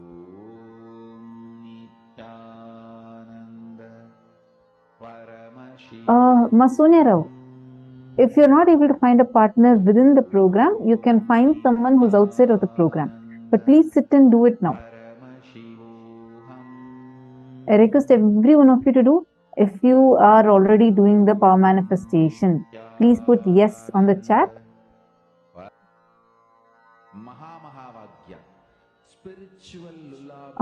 Yes, Sanjay Oriya, you can cover fully. You can just make a small rectangle also, like just one small rectangle filled with the Aushadha. That is where you will see. Completed. Adam Sharmaya, that's wonderful. So, what did you? Were you able to manifest?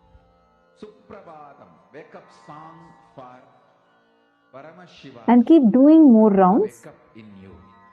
Who all were able to manifest? Remember this one powerful cognition. This Maha All the serving epitajaman, serving epitakartas, I request all of you to do it. This is spiritual lullaby for Samadhi and Suprabhatam, wake up song for Paramashiva in me. For Paramashiva to manifest. With this one spiritual powerful cognition. Saint Denizaya, see, this is not, I read your message, your post is saying that Nirvikalpa Samadhi needs to happen in me first, only then that can manifest. Don't worry, listen. Who's manifesting? Are you the one who's manifesting? Or is it Swamiji who's manifesting through you? It is Swamiji, right? And the seed has already been sowed inside, during the darshan. So don't underestimate the power of it. Okay, you just sit. More and more you manifest the powers only, more and more clearly, intensely you would start. Are you understanding? See, it's basically you're trying to tune yourself more and more to the space of oneness. And it is from that oneness the powers manifest. That's the difference between Shaktis and Siddhis. What we are doing is Shakti. Siddhis are where, okay, you need to sit, put all your effort, and after putting your effort, doing your sadhana, as a side effect of that, what manifests are Siddhis. But here Swamiji is giving us Shaktis, where you're sitting and you're connecting, you're saying, Swamiji, I'm just right now declaring oneness with you. You manifest through me. Swamiji will start manifesting through you. That is Shaktis. You've been initiated into Shaktis. So you don't need any effort from your side. Understand, all of you please listen. One of the biggest things human beings carry is a pattern that we all carry, a suffering we all carry is deeply feeling I am not qualified enough to receive this, to have this in my life. For so many things we feel underqualified, like you feel you don't deserve it. Especially with Shaktis and all that, you feel it's just too much. Oh God, I've done so many things in my life, so many bad things I've done. This I had done. I have these many karmas, these many incompletions. Maybe others can do, but not me. Understand, even if you are the worst person, you're not. But even if you think you are, don't worry, that does not matter, because here your qualification is not required. That one pattern stops us from manifesting Paramashiva through us. Swamiji does not choose the qualified. He qualifies the chosen. Sit now. Let Swamiji to flow through you and manifest. Come on, all of you please sit. Please pair up. Do not waste time now. This is a very precious time. All of you just pair up here within the room. And please do a round of power manifestation now. See, in a few minutes we are going to be entering into the next session. but please do not stop your power manifestation. I request you all to please continue the power manifestation even when we enter into the next session. Is this clear? I request everyone to do it. Sanjay Oriya, sit and do the power manifestation. First thing, drop your pain of not manifesting earlier. Understand? Will arrogance says, I want to sit now. If I manifest now, then I manifest. If not, this will not work for me. Will persistence says, I decide to sit till I manifest. Switch to will persistence, you will definitely be able to manifest.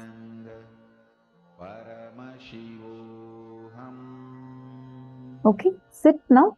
I request all of you to sit and do the power manifestation.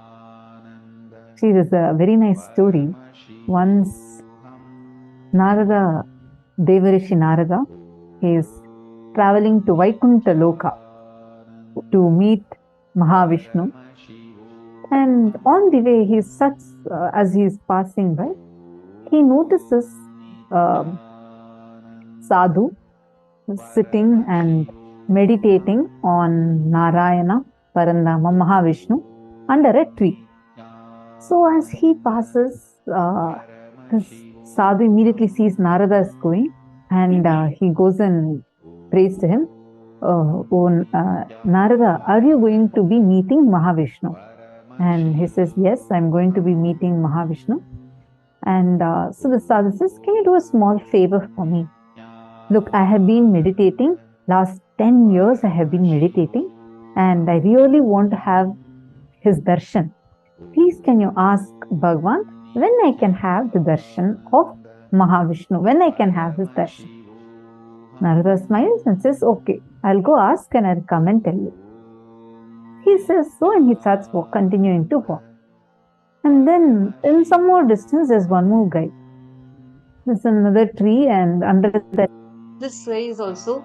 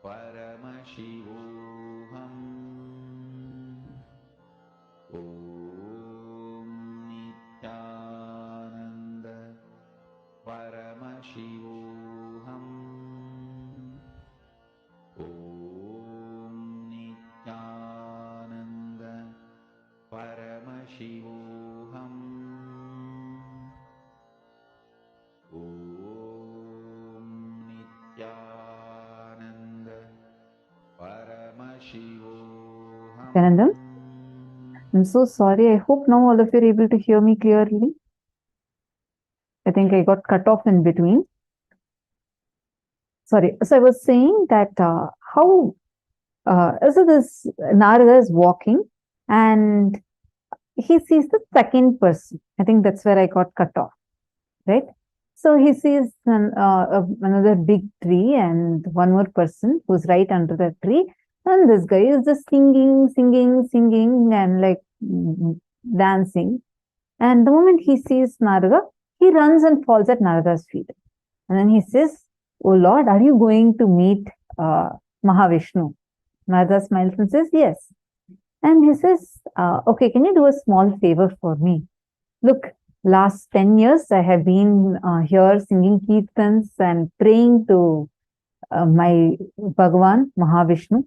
I just request if you could just please ask and let me know, when can I have Bhagavan's darshan? I'm just waiting for having Mahavishnu's darshan. Please, can you help me with that?" Then he says, "Yes," smiles and says, "Yes, I'll definitely ask and let you know." So Narada goes, meets Mahavishnu and comes back. Again, he's on the way, and first he meets the sadhu who's sitting under the tree and meditating for 10 years. Then, moment the sadhu sees Narada, he runs to Narada and asks, "Did you meet with Mahavishnu?" And Narada says, "Yes, and I have a message for you from Vaikuntha." Sadhu is so happy. "Yes, what is the message?" Narada says, "I asked Bhagavan Mahavishnu.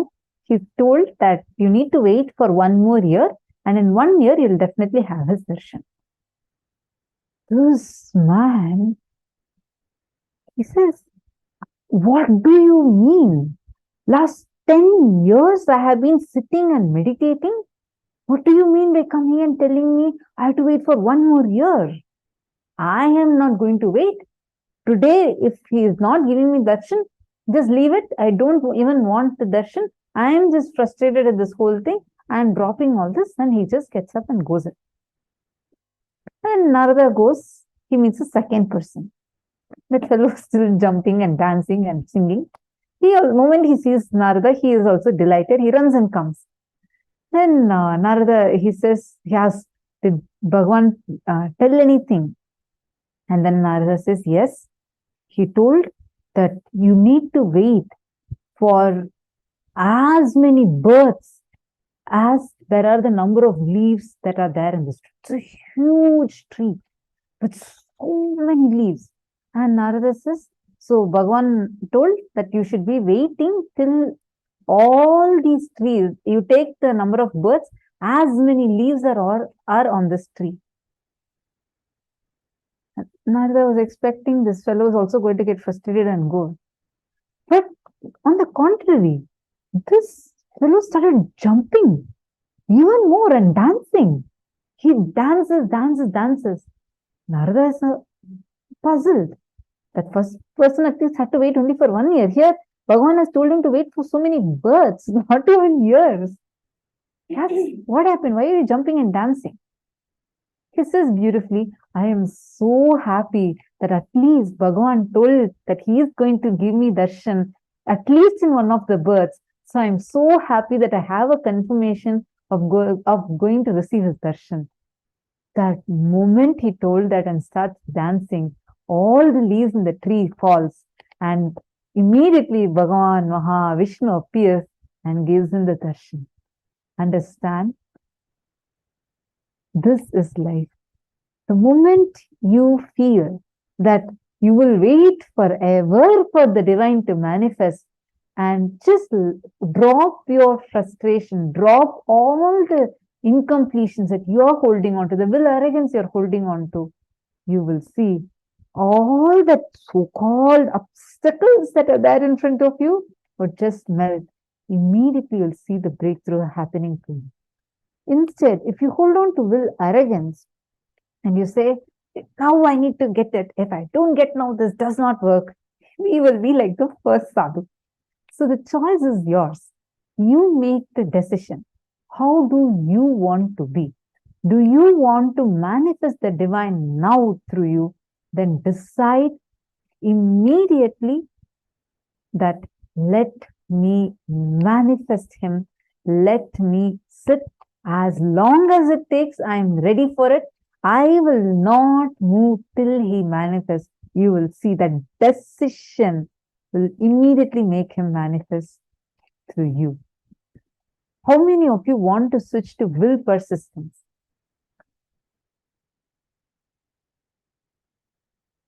Just choose from now to sit in that will persistence and do the power manifestation. All right, now let's go to the next session where Swamiji is going to explain a very important revelation about how to move from lust to love. Let's listen to the revelation now.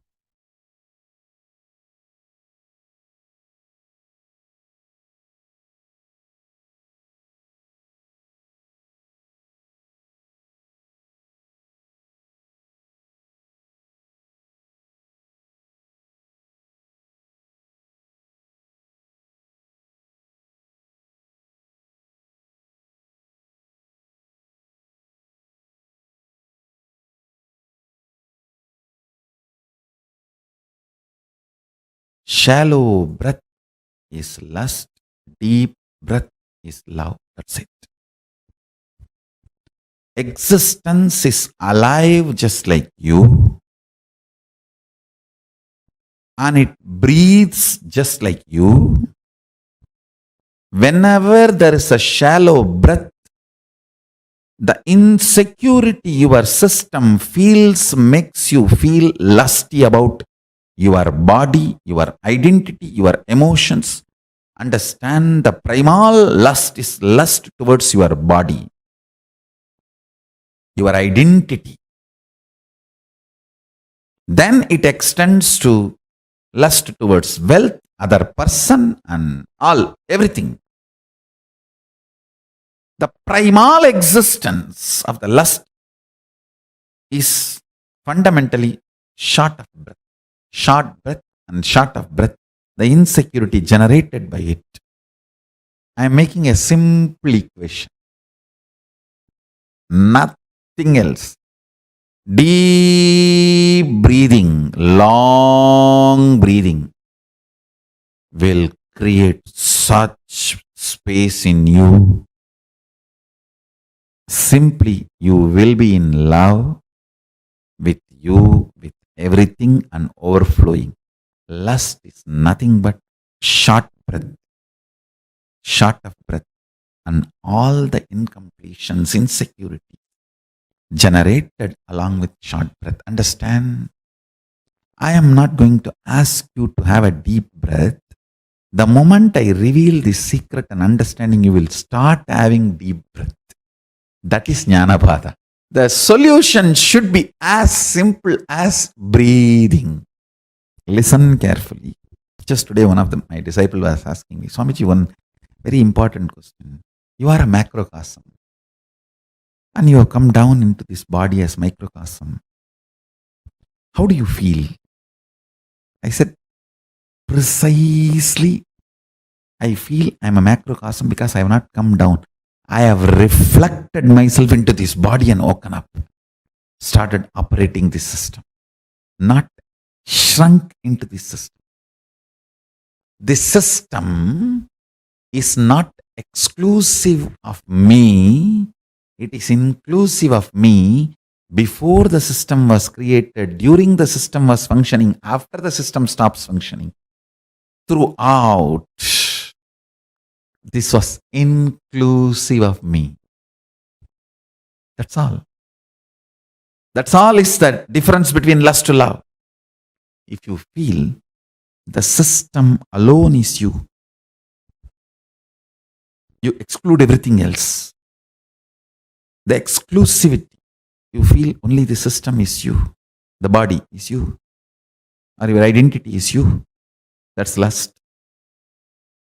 Short of breath, short breath, insecurity generated by it, all that comes. Yogi is a person who breathes with cosmos. That's all. Yogi is a person who breathes with cosmos. That's all. I'll repeat. Yogi is a person who breathes with cosmos. Just breathe with cosmos. You will be overflowing with love. It's not something you need to do. Even if you remember and the moment you understand, oh God, automatically it starts happening. Jnanapada, knowledge is solution. Fundamentally, with your shrunk, suffocated identity, short of breath and short breath, the kind of the insecurity it generates, the reaction of possessing is manifested by you. Understand, the insecurity invokes the powerless response of possessing. The possessiveness is powerless cognition, comes as a response reaction to insecurity. All insecurity is perceived by you first only as a short of breath. You can test any information or the moment you experience insecurity. It's a breath which gets first attacked. Understand? Deep breathing. Decide to breathe with the ocean, hills, life, river, tree, everything around you. Decide to breathe with Chandra and Surya. Decide to breathe with the whole existence. You'll be in love forever. I don't want to get into the nitty-gritties of do's and don'ts related to lust and love. Oh, if you marry this many times, lust can be transformed into love. If you don't marry at all, your lust can be transformed into love. I am not getting into any of that. I am not getting into the lifestyle related details of lust to love. I am straight getting into the Jnana Pada of lust to love. Understand? Jnana Pada means just by knowledge you are liberated. No rules are given, no practices are given, no techniques are given, no methodology is given. Straight by listening to the truths you are liberated. That's it. At the most, very rarely you may be asked to contemplate. That's all. During the Shravana, you are little disturbed, then Manana is requested. Means the contemplation. That's all, nothing more. The whole satsang is 2 lines. Short breath is lust. Deep breath, long breathing is love. That's all. When you breathe with cosmos, you are love and you radiate love. Whatever toxification you have accumulated, whatever patterns you have gathered, whatever difficulties, incompletions you may have, understand, your patterns are not the real problem. You operating them again and again is the real problem. With a deep breathing with cosmos, with a long breath, operation of the patterns will be destroyed. Operation of the patterns will be destroyed. Understand this truth.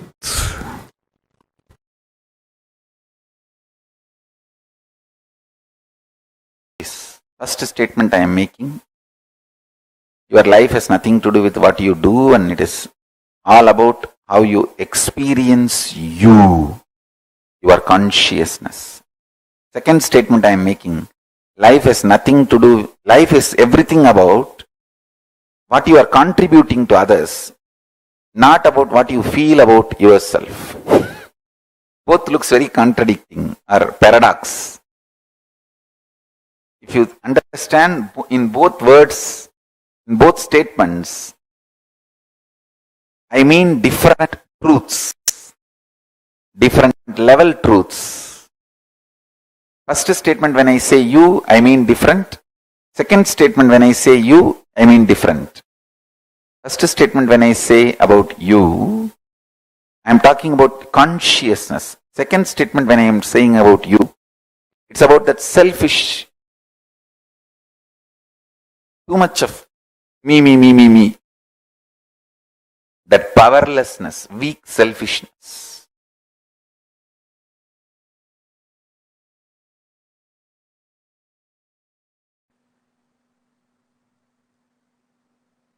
In the level of consciousness, anything you declare, consciously decide, will power is enough tapas.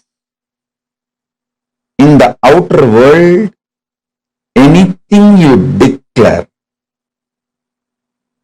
as you, responsibility is tapas.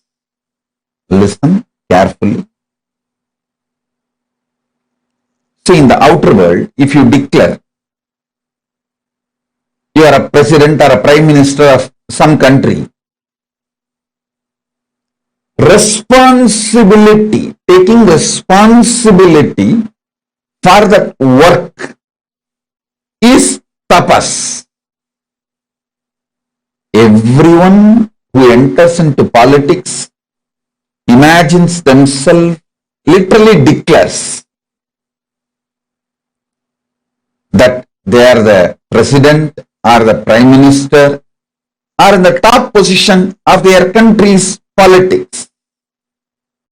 Listen. In the outer world, anything you declare, you need to take responsibility for it. That is the tapas. If you declare yourself as a mayor of a city, you need to take the responsibility and fit into that shoes. That is tapas. If you declare you are chief minister or the governor of a state, you need to take the responsibility for that declaration to make that into reality. That is tapas. In the inner world, if you declare yourself as Shakti, as Paramashiva, or as Ganapati, or as Subramanya, you may declare whoever you want as you in the inner world. If you declare yourself as Paramashiva, or Parandama, Parabrahma, Parameshwari, anything in the inner world, will persistence is the only tapas. See, when you declare you are Paramashiva, naturally all your inside patterns, self-hatred, self-doubt, self-denial will flare up and show so much of obstacles, problems, difficulties externally and internally. But you standing with will persistence, I will see everything as Paramashiva.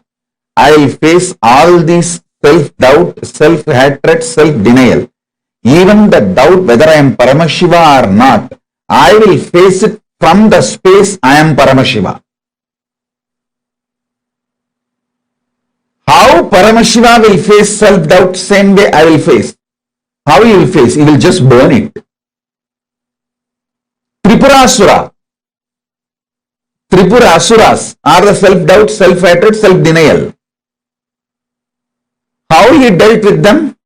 He just burnt them. Same way, I will burn my self-doubt, self-hatred, self-denial just through will persistence. Listen. In the conscious world, anything you declare as yourself, will persistence for it is tapas. In the external world, anything you declare about yourself, taking responsibility for it is tapas. Now listen.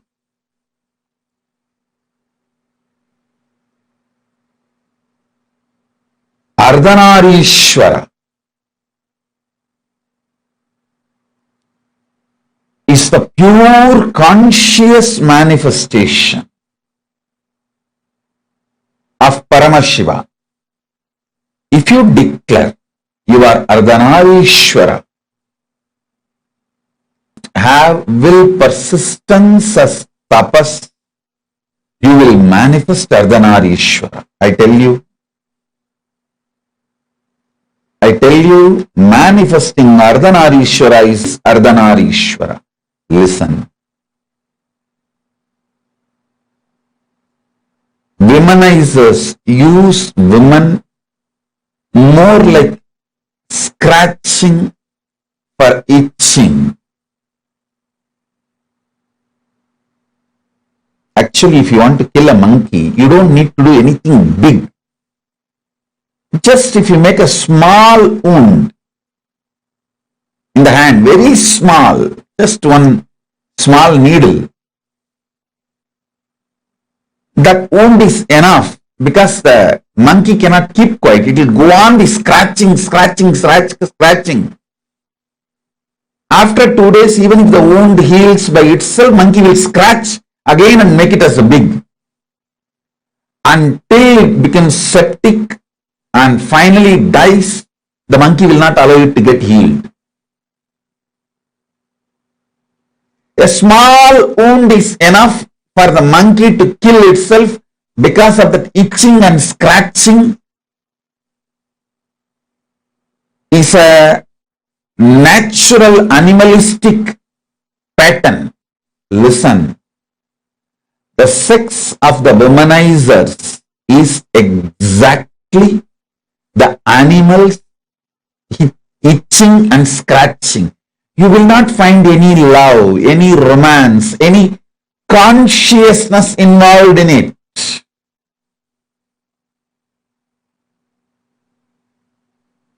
If an act sex can be fulfilling, then prostitutes must have been enlightened, conscious world being.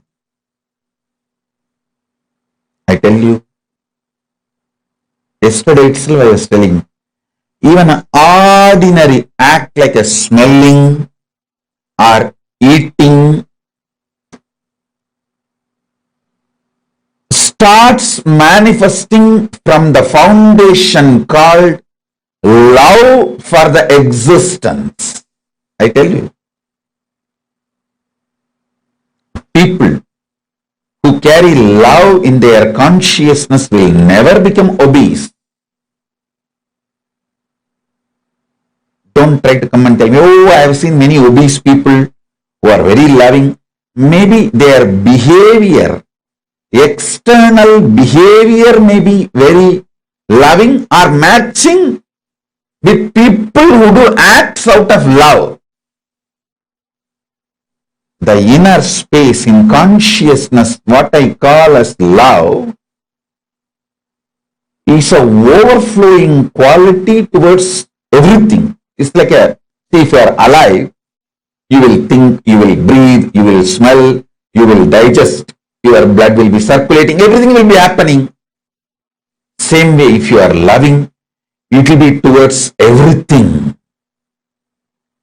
It is the quality of consciousness, not the quality of the external habit or attitude or actions. Listen, love is not defined by your external actions. Love is defined by the very existence or the quality of your consciousness. Even if Paramashiva does samhara, means destruction of this universe, I will not call he is angry or he is violent or he is bad. He does even samhara out of his love. I tell you, consciousness expanding itself to celebrate its oneness is love. See, consciousness goes towards the food to make the food as part of itself or for it to become the part of the food.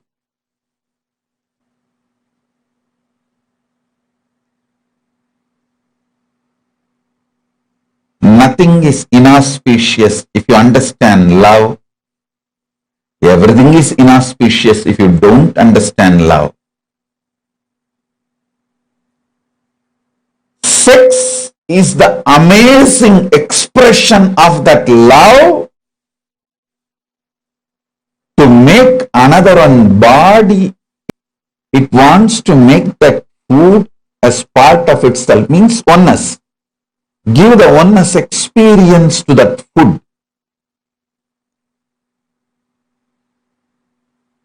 If the same consciousness without love moves towards the food, it wants to grab that food and destroy it and manipulate it and exploit it. Food lovers never become obese or diseased or ill. Food manipulators become ill, diseased. How many of you understand what I am talking? Food lovers never become obese. Food lovers never get disease. Food lovers never get any illness related to food patterns, food habits, and food eating style. It is food manipulators. People who rape food. Understand this word. People who rape food due to food pornography. I coin a new word, pornography. What is food pornography? Too much of advertisement about the food using colors and arrangements. People who are triggered by the food pornography and rape food get diseases related to eating patterns and food.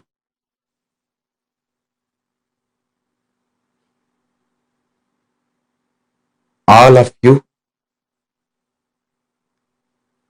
again and again listen to this powerful cognition and carry in you, listen. Once you align your food pattern, your sex pattern will be easily aligned and your life will be just celebration.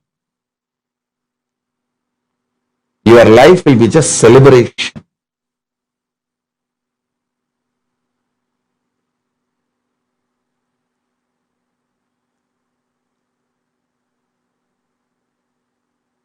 So listen carefully. Listen intensely.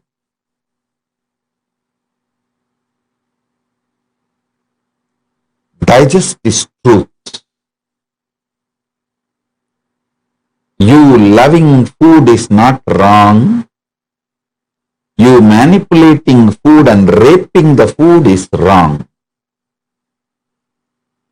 Understand?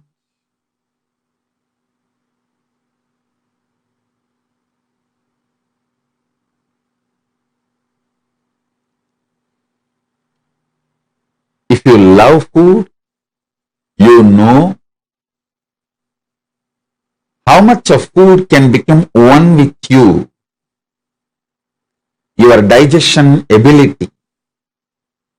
What kind of food can become one with you? What kind of food will empower you and get empowered by you? Listen. Whenever you digest a food and that becomes energy in you, not only you are empowered by that food, you are also empowering that food because that becomes energy.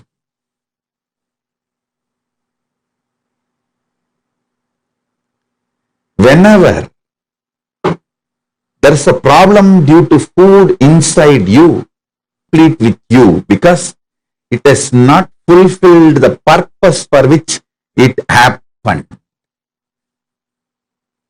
Right eating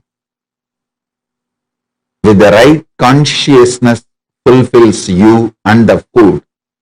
Now, whatever I am talking about food, use the same principle and map it to music, vision, visuals, all the five senses, including sex. You will see very clearly. Are you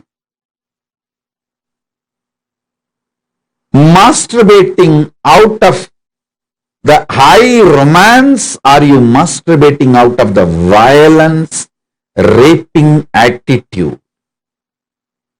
Look at the whole thing. You need to look into, are you eating food out of love, or are you manipulating food,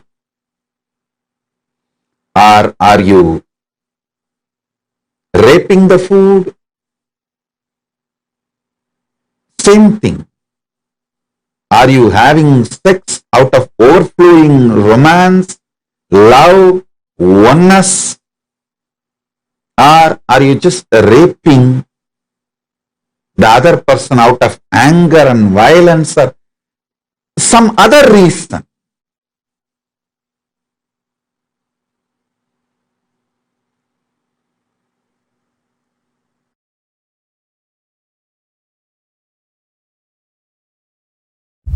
Understand? Sexual act, a man first feels physiologically pressured by the hormones. So physiology sends the signals to body, physical structure. So it starts responding, but psychology is not having enough life positive affirmation to be active. It does not have enough love. It only feels the pressure of physiology and physical components. So it is waiting to take revenge on the physiology and physical component the moment act is over. The moment act is over, psychology just takes over.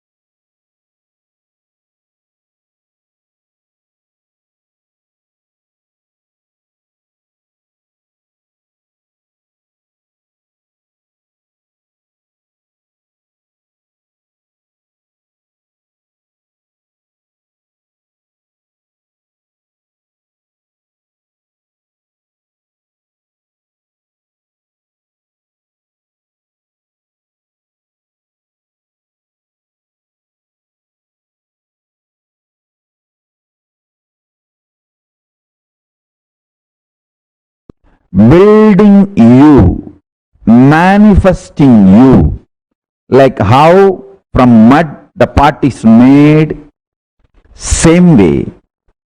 I'll teach you the science of using consciousness and manifest your life. Simple 3 instruction. Listen. I'll explain the logic, science behind the instructions next. First listen. The root chakra, Mooladhara, the lust energy centric chakra. Now listen intensely.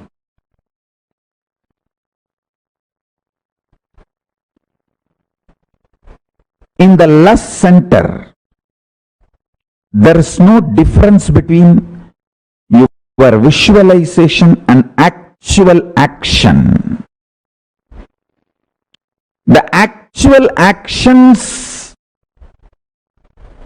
impact and your visualizations impact on your life. If you see, the actual actions of your lust may have only the legal implications externally. Other than that, other than the legal implication, whether it's a legitimate wife or illegitimate or gay or lesbian, other than the legal, socio-legal component of the sexual act, the act or the mind, mental action, please understand, words, very raw, your fantasy, your pornography, your masturbation, all this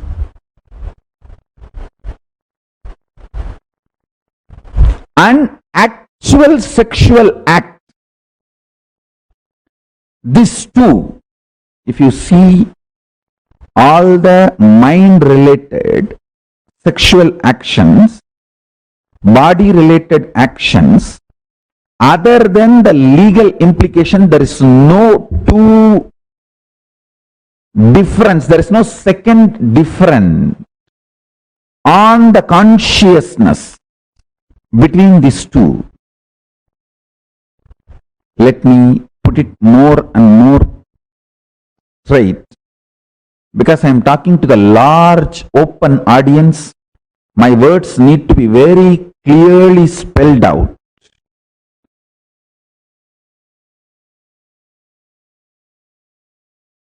That is why step by step I am spelling it out and using long sentences. Listen.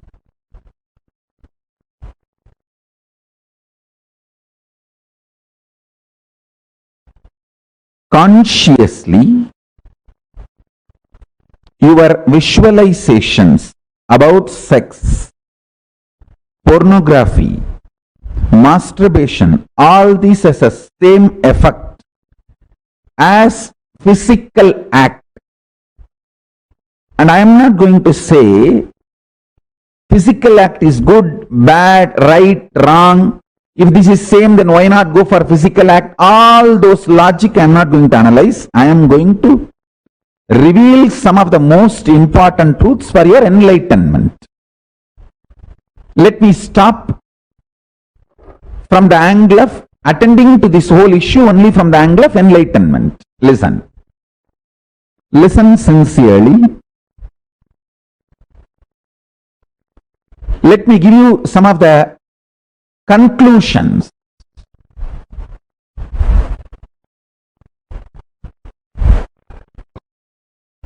Let me give you some of the conclusions so you will understand the logic. First,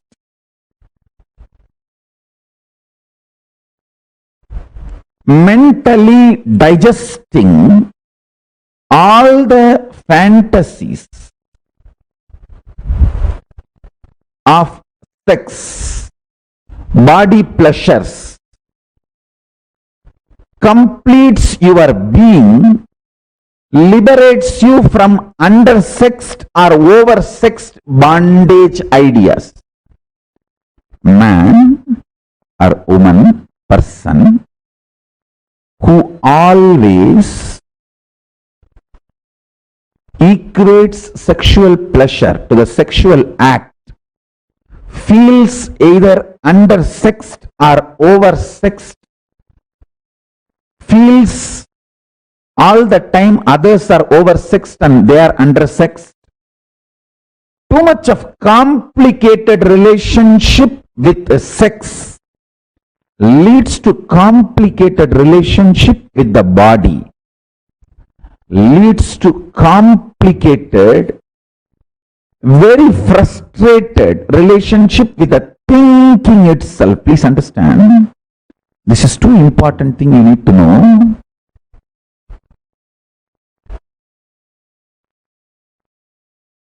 You need to know the conclusion I wanted to give, and powerful cognitions you need to carry, both.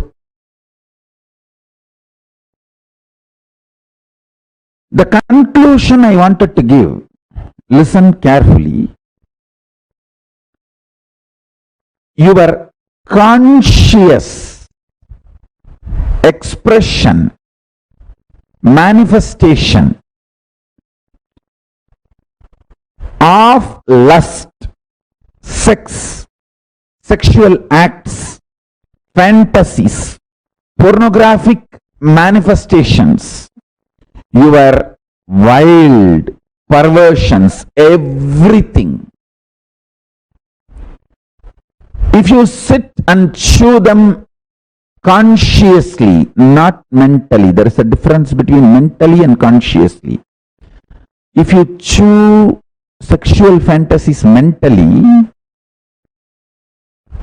you will be obsessed, and all the actions related to sex will be like a compulsion, forced. There will not be any conscious involvement, freedom or participation. More like a, you have to sneeze. Listen carefully. Mind binds, consciousness liberates. Formula. Basic sutra. Mana is bandha. Chit is moksha. Mind is bondage. Anything done mentally leads to obsession and obsessive compulsive behavior.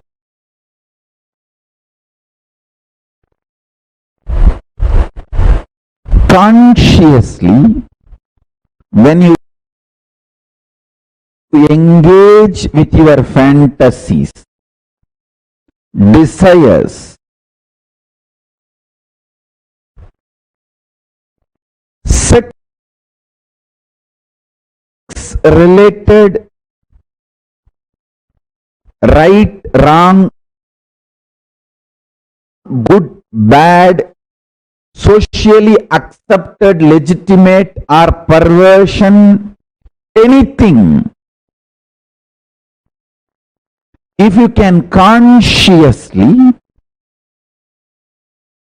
use your visualization and get involved, you will be liberated without need for the physical act, from the feeling of undersexed or oversexed, denied or exploited, all the incompletions, frustrations related to sex. All human beings feel, whether they are having legitimate marriage relationship or outside marriage relationships, whatever may be, irrespective of age, gender, orientations, choices, everybody feels either undersexed or oversexed, either deprived or exploited. It's like a cycle. The fundamental root cause is sex remains as obsession, compulsion. The act does not have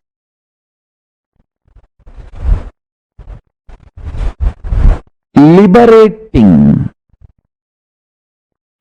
consequence, fulfilling consequence. It may be tiring, releasing, letting you rest, but not fulfilling. Please understand. I'm getting into the deepest important formula for power manifestation.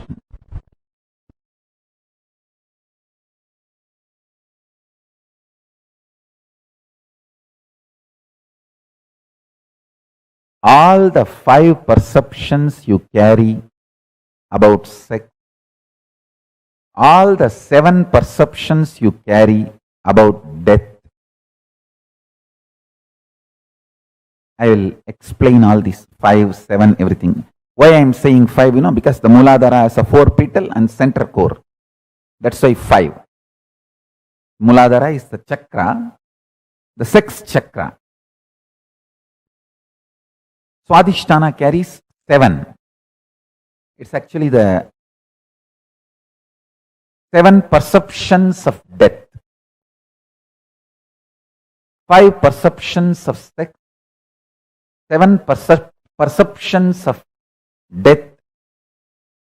All these 11 perceptions of love, all this is absolute delusion. Please understand, it is not, I am not even saying it is false or lie. If I say it is false, you will try to argue with me. Oh, you don't know, Swamiji. I am really undersexed. It is a truth. It's not false. It is based on the facts. Hey, listen. Anything I say, true or false, you will start arguing. It is not lie, it is this, it is that, all that I am telling you. This very fundamental foundation perception is delusion, I tell you.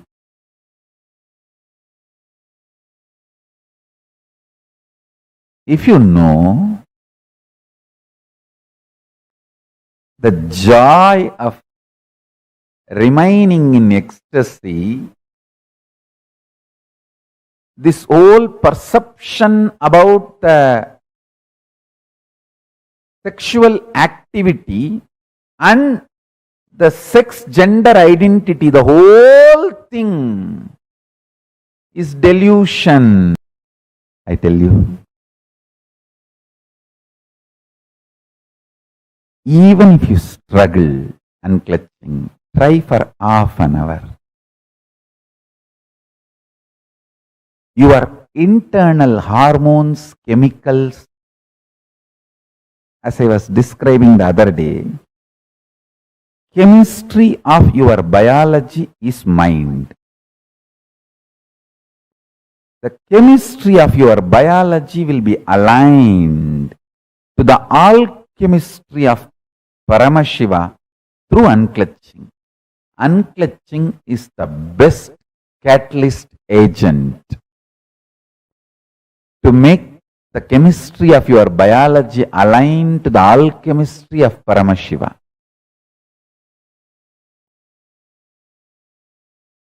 Shantam Chandrakala Chutam Sarpasannata Satchatam Kadisutrodara Bandhanaihi.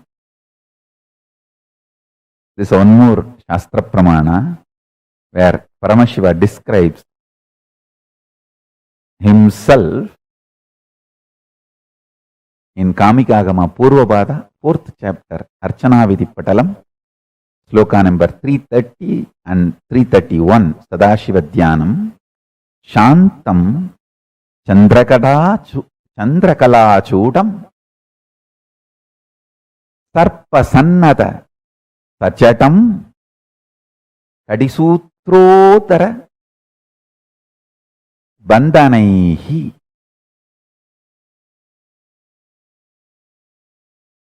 I'll read out the translation.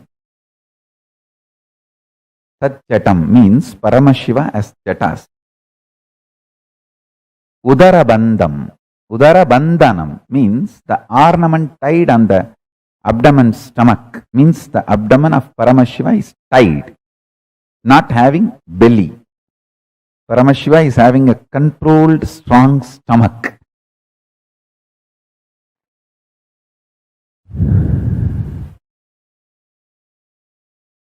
Listen.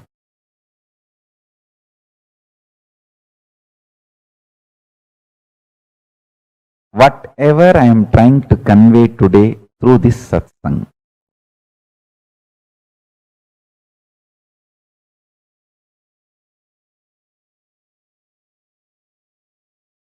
whole unconscious humanity is playing prank on you.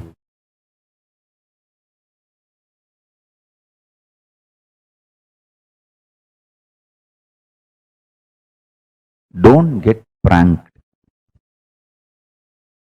Wake up to the reality by just half an hour unclutching.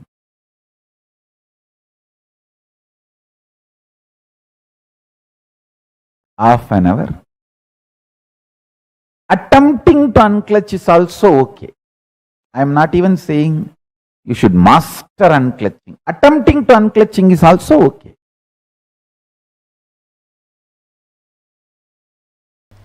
If you take it as a joke, great. But if you seriously record them in your muscle memory and biomemory and keep them inside your cognition, it can be dangerous. Please listen. It can be dangerous. When a male body made to believe certain concepts of masculine, certain concepts of being a male by the society, the kind of a tension that muscle memory, biomemory goes through, the kind of a suppression it goes through, the kind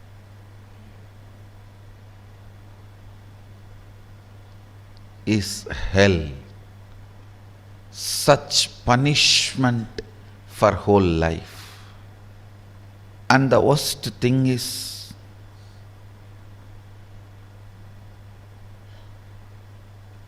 whatever you suppressed in you, declaring yourself as the male and avoiding anything other than so-called male, which you will never find. And this seeking goes on, tortures the person who is living with you, who has committed their life to you. It is like you torture the other person. The other person, she has her own suppressions.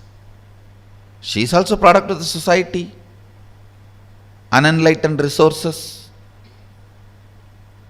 She has suppressed tons of things in the name of she being a female. So all that she is searching in your muscles.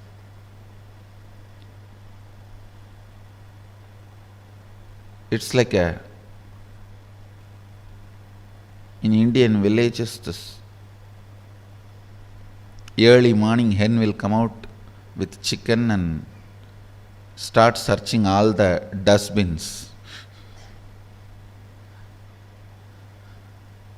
for food. Searching.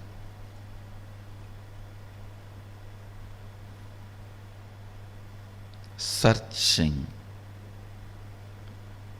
in others for the suppressed component in your muscle.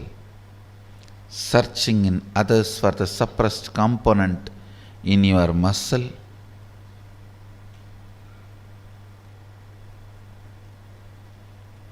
Is the most frustrating thing that can happen to anybody in life. Even if you are a potato couch, because you did trial and error on yourself, it's easy to get you out of it. But the patterns you pick up from others, believe it as your muscle memory, install it in your biomemory, takes such long completion, requires strong completion, resistance, a wrong principles of sex. Understand this word, wrong principles of sex. Earlier in India, men used to wear only the dhoti and maybe one small angavastram. Slowly,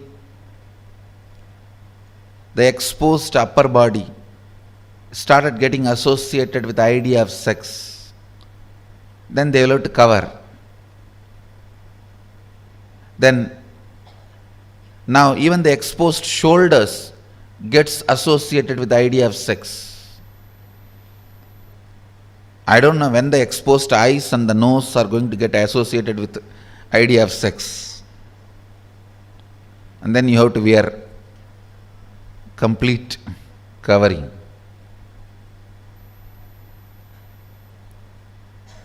Understand various parts of body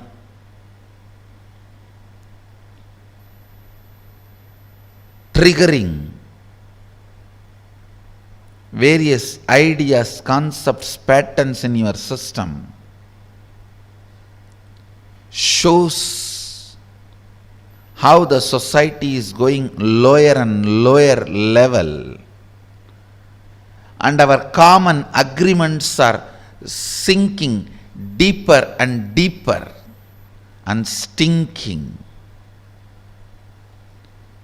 Our common understandings do matter. Our common understandings do matter because knowingly or unknowingly, even if you understand the higher principles, in your day-to-day life you are forced to live the common understandings.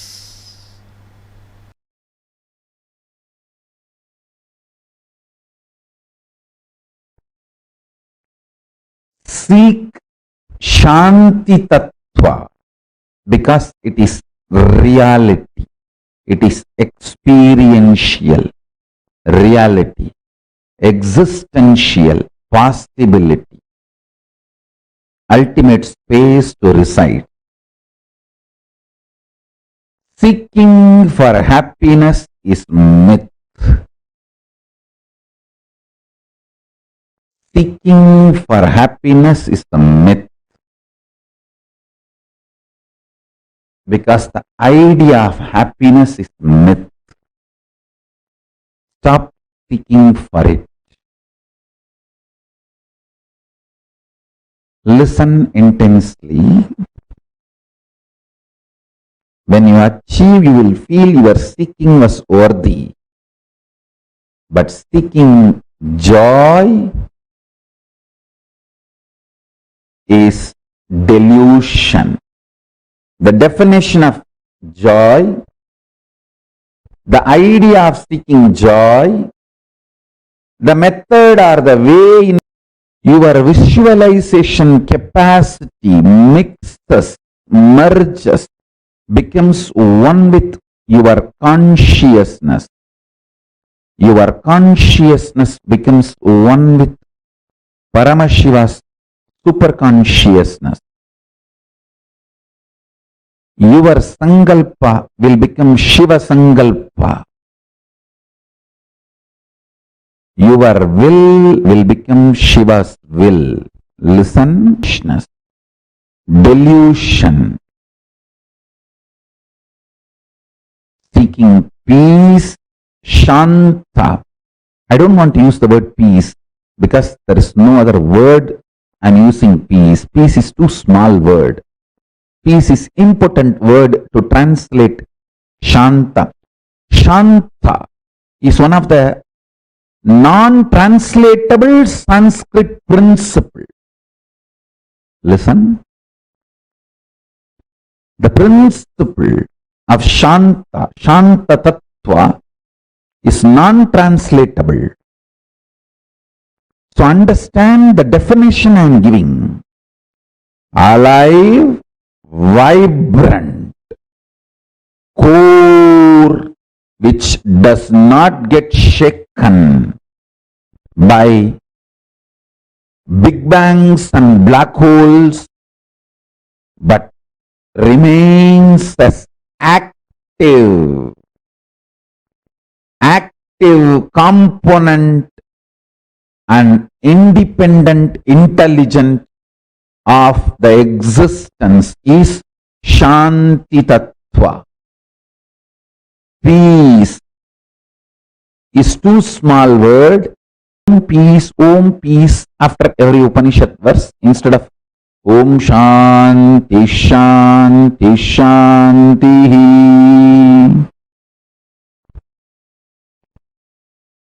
No, Om peace, Om peace, Om peace. No. Peace. Listen. Listen carefully.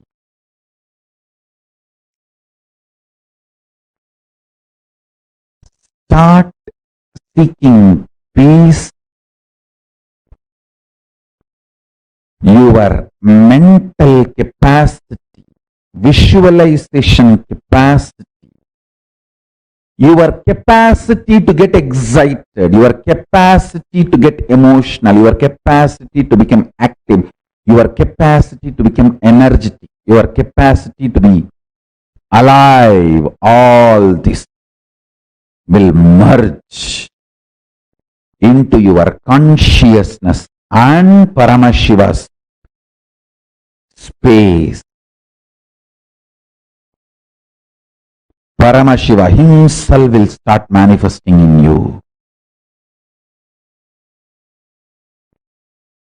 Seeking joy will make you more and more grass.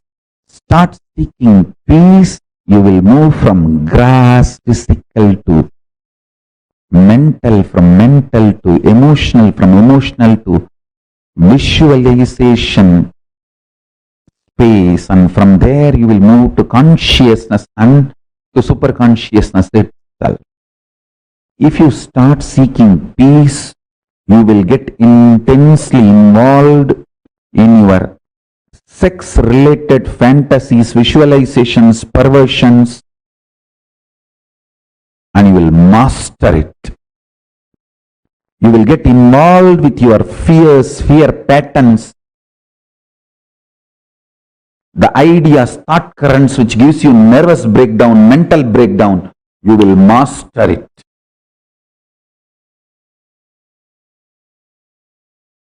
You will get involved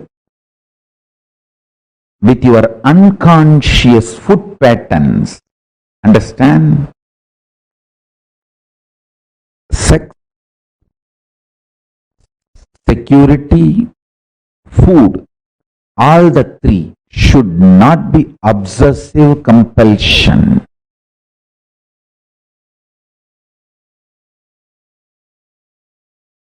When these three are obsessive compulsion, you are a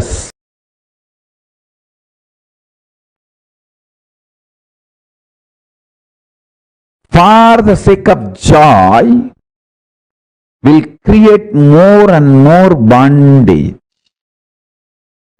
Eating for the sake of joy will create more and more bondage. Listen. If you start eating to find Shanta inside you, you will find the right food. I tell you.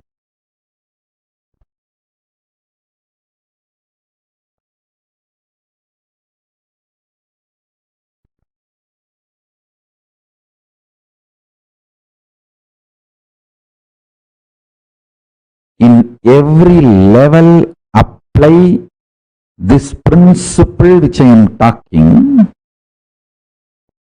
personal,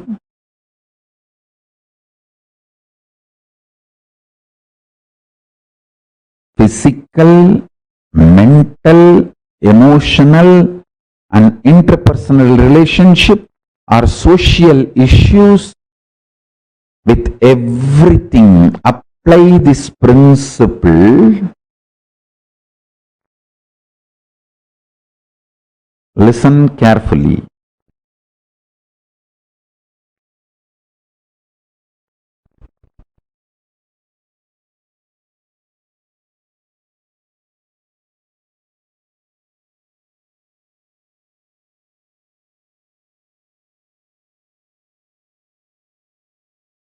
Whenever I give an example to explain a principle, just don't hold on to the example. Example, I map it into one small problem, but use that principle in everything you face in the life. In everything you face in the life. In everything in your life, seek Shanta. You will achieve it. Not joy. People who seek joy feel whole life is a struggle. Life will be struggle as long as you feel you want to get out of it. Now your life is a struggle. At one point, everything will become peaceful. You will be out of it. Everything will be joyful. Listen carefully. People who seek joy feel always life is filled with conflicts. People who seek peace realize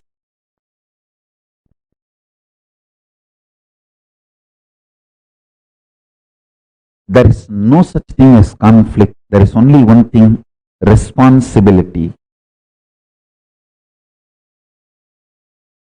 Life is all about raising the standards of your responsibility.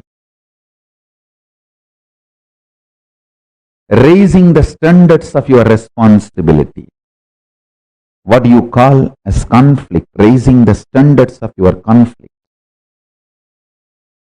Raising the standards of your struggles. Raising the standards of your wars. Don't fight with cheap people. Don't keep your wars cheap. Don't keep your conflicts cheap. Because you don't have confidence on yourself. You are afraid you may be physically broken, mentally broken, psychologically broken, emotionally broken, economically broken, consciously broken. You keep your struggles, wars, conflicts too cheap and low. What I mean by visually getting involved, consciously getting involved with your sexual fantasies, perversions, without the physical act. Consciously getting involved with your insecurity, fear patterns, without physically trying to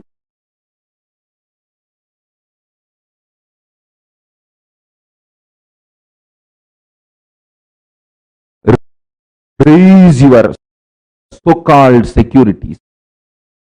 Consciously eating continuously without physically dumping food in your stomach.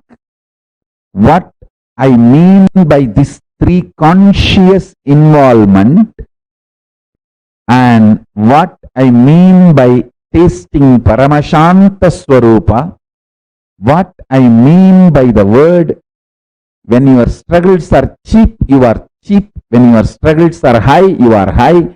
When you are beyond the struggles and full of responsibility and know that life has no struggle, it is all only about responsibility, you become leader.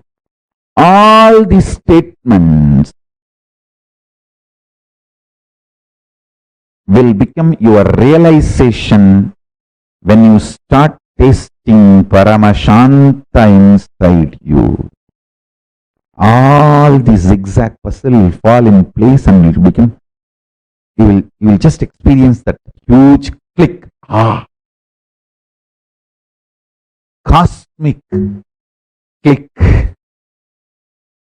Wow. Yes.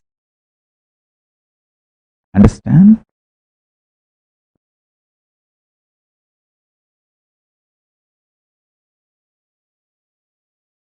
I am not here to teach you. I am here to initiate you. My initiation will teach you. Every day I come to satsang not to teach you, but to initiate you, to give you the Shakti Pada. Actually, to give you my smile, to love you. My love, my initiation will teach you. Your bhakti is your internet connection. My love for you is my internet connection. My uplink connection is my love for you. Your download connection is your bhakti for me. The connection actually happening is Shakti Pada, initiation. I am here just to love you. My love will teach you. I am here just to initiate you. My initiation will teach you. I am not here to teach you. I am here to love you. Every morning I am here just to say, I love you guys. How are you? Doing well? Why you did not shave? Why there is no vibhuti in the face? Why did you put the round kumkum? Why can't you put the Trinetra Tilak? I am here just for that.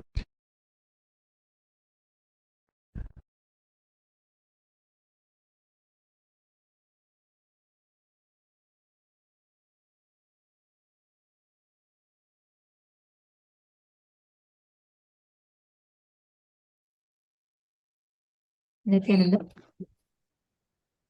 Now, all of us have experienced today some of the most important, most beautiful revelations from Swamiji.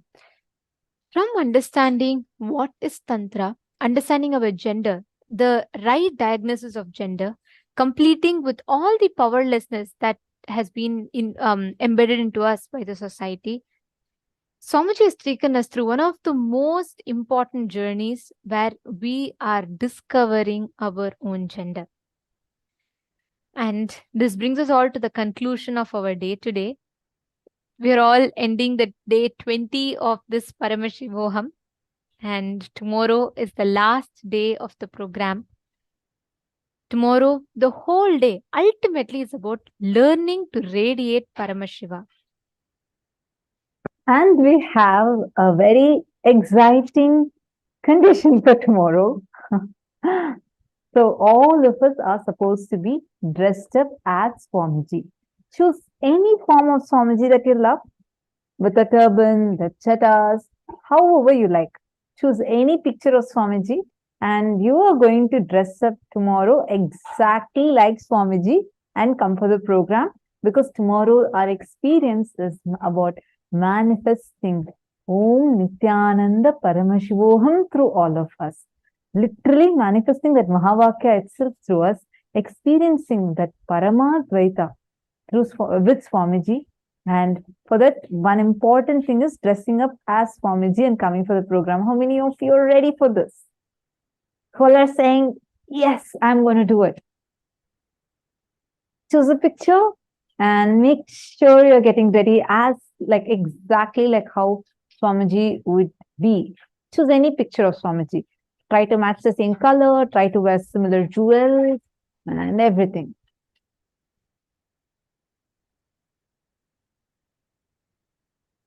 Shri Nitya Krishna Prem has asked a question. What does it mean to let go of the energy of contemplation, not of physical contact? Just so understand. Sorry, Aya, I'm not really getting your question. Energy of contemplation, I'm not really understanding that. Could you reword it and send it again? And actually, we are too beyond the program time. If I request, if you could please ask the same question tomorrow, definitely we'll answer, and maybe you could just reword it, and we'll definitely answer your question. Okay, I'm so sorry. It's time to end and to disrupt the other people also. So, and tomorrow, make sure all of you getting dressed as Swamiji. Okay, and let's meet tomorrow. And today's gifts are going to be sent via email to all of you. Please make sure you are getting today's gifts. And if any of you are not getting your gifts, please put your email IDs in the chat. We would make sure it's being sent to you. Today, we have a lot of ebooks that Swamiji himself has chosen as gifts for all of you. So get ready to receive it. Now with this, thank you so much for joining. Let's meet again tomorrow, the last day of the program. Let's now offer our gratitude to Swamiji for giving all of us such an amazing experience today. And let's conclude the day with the Purna Mantra.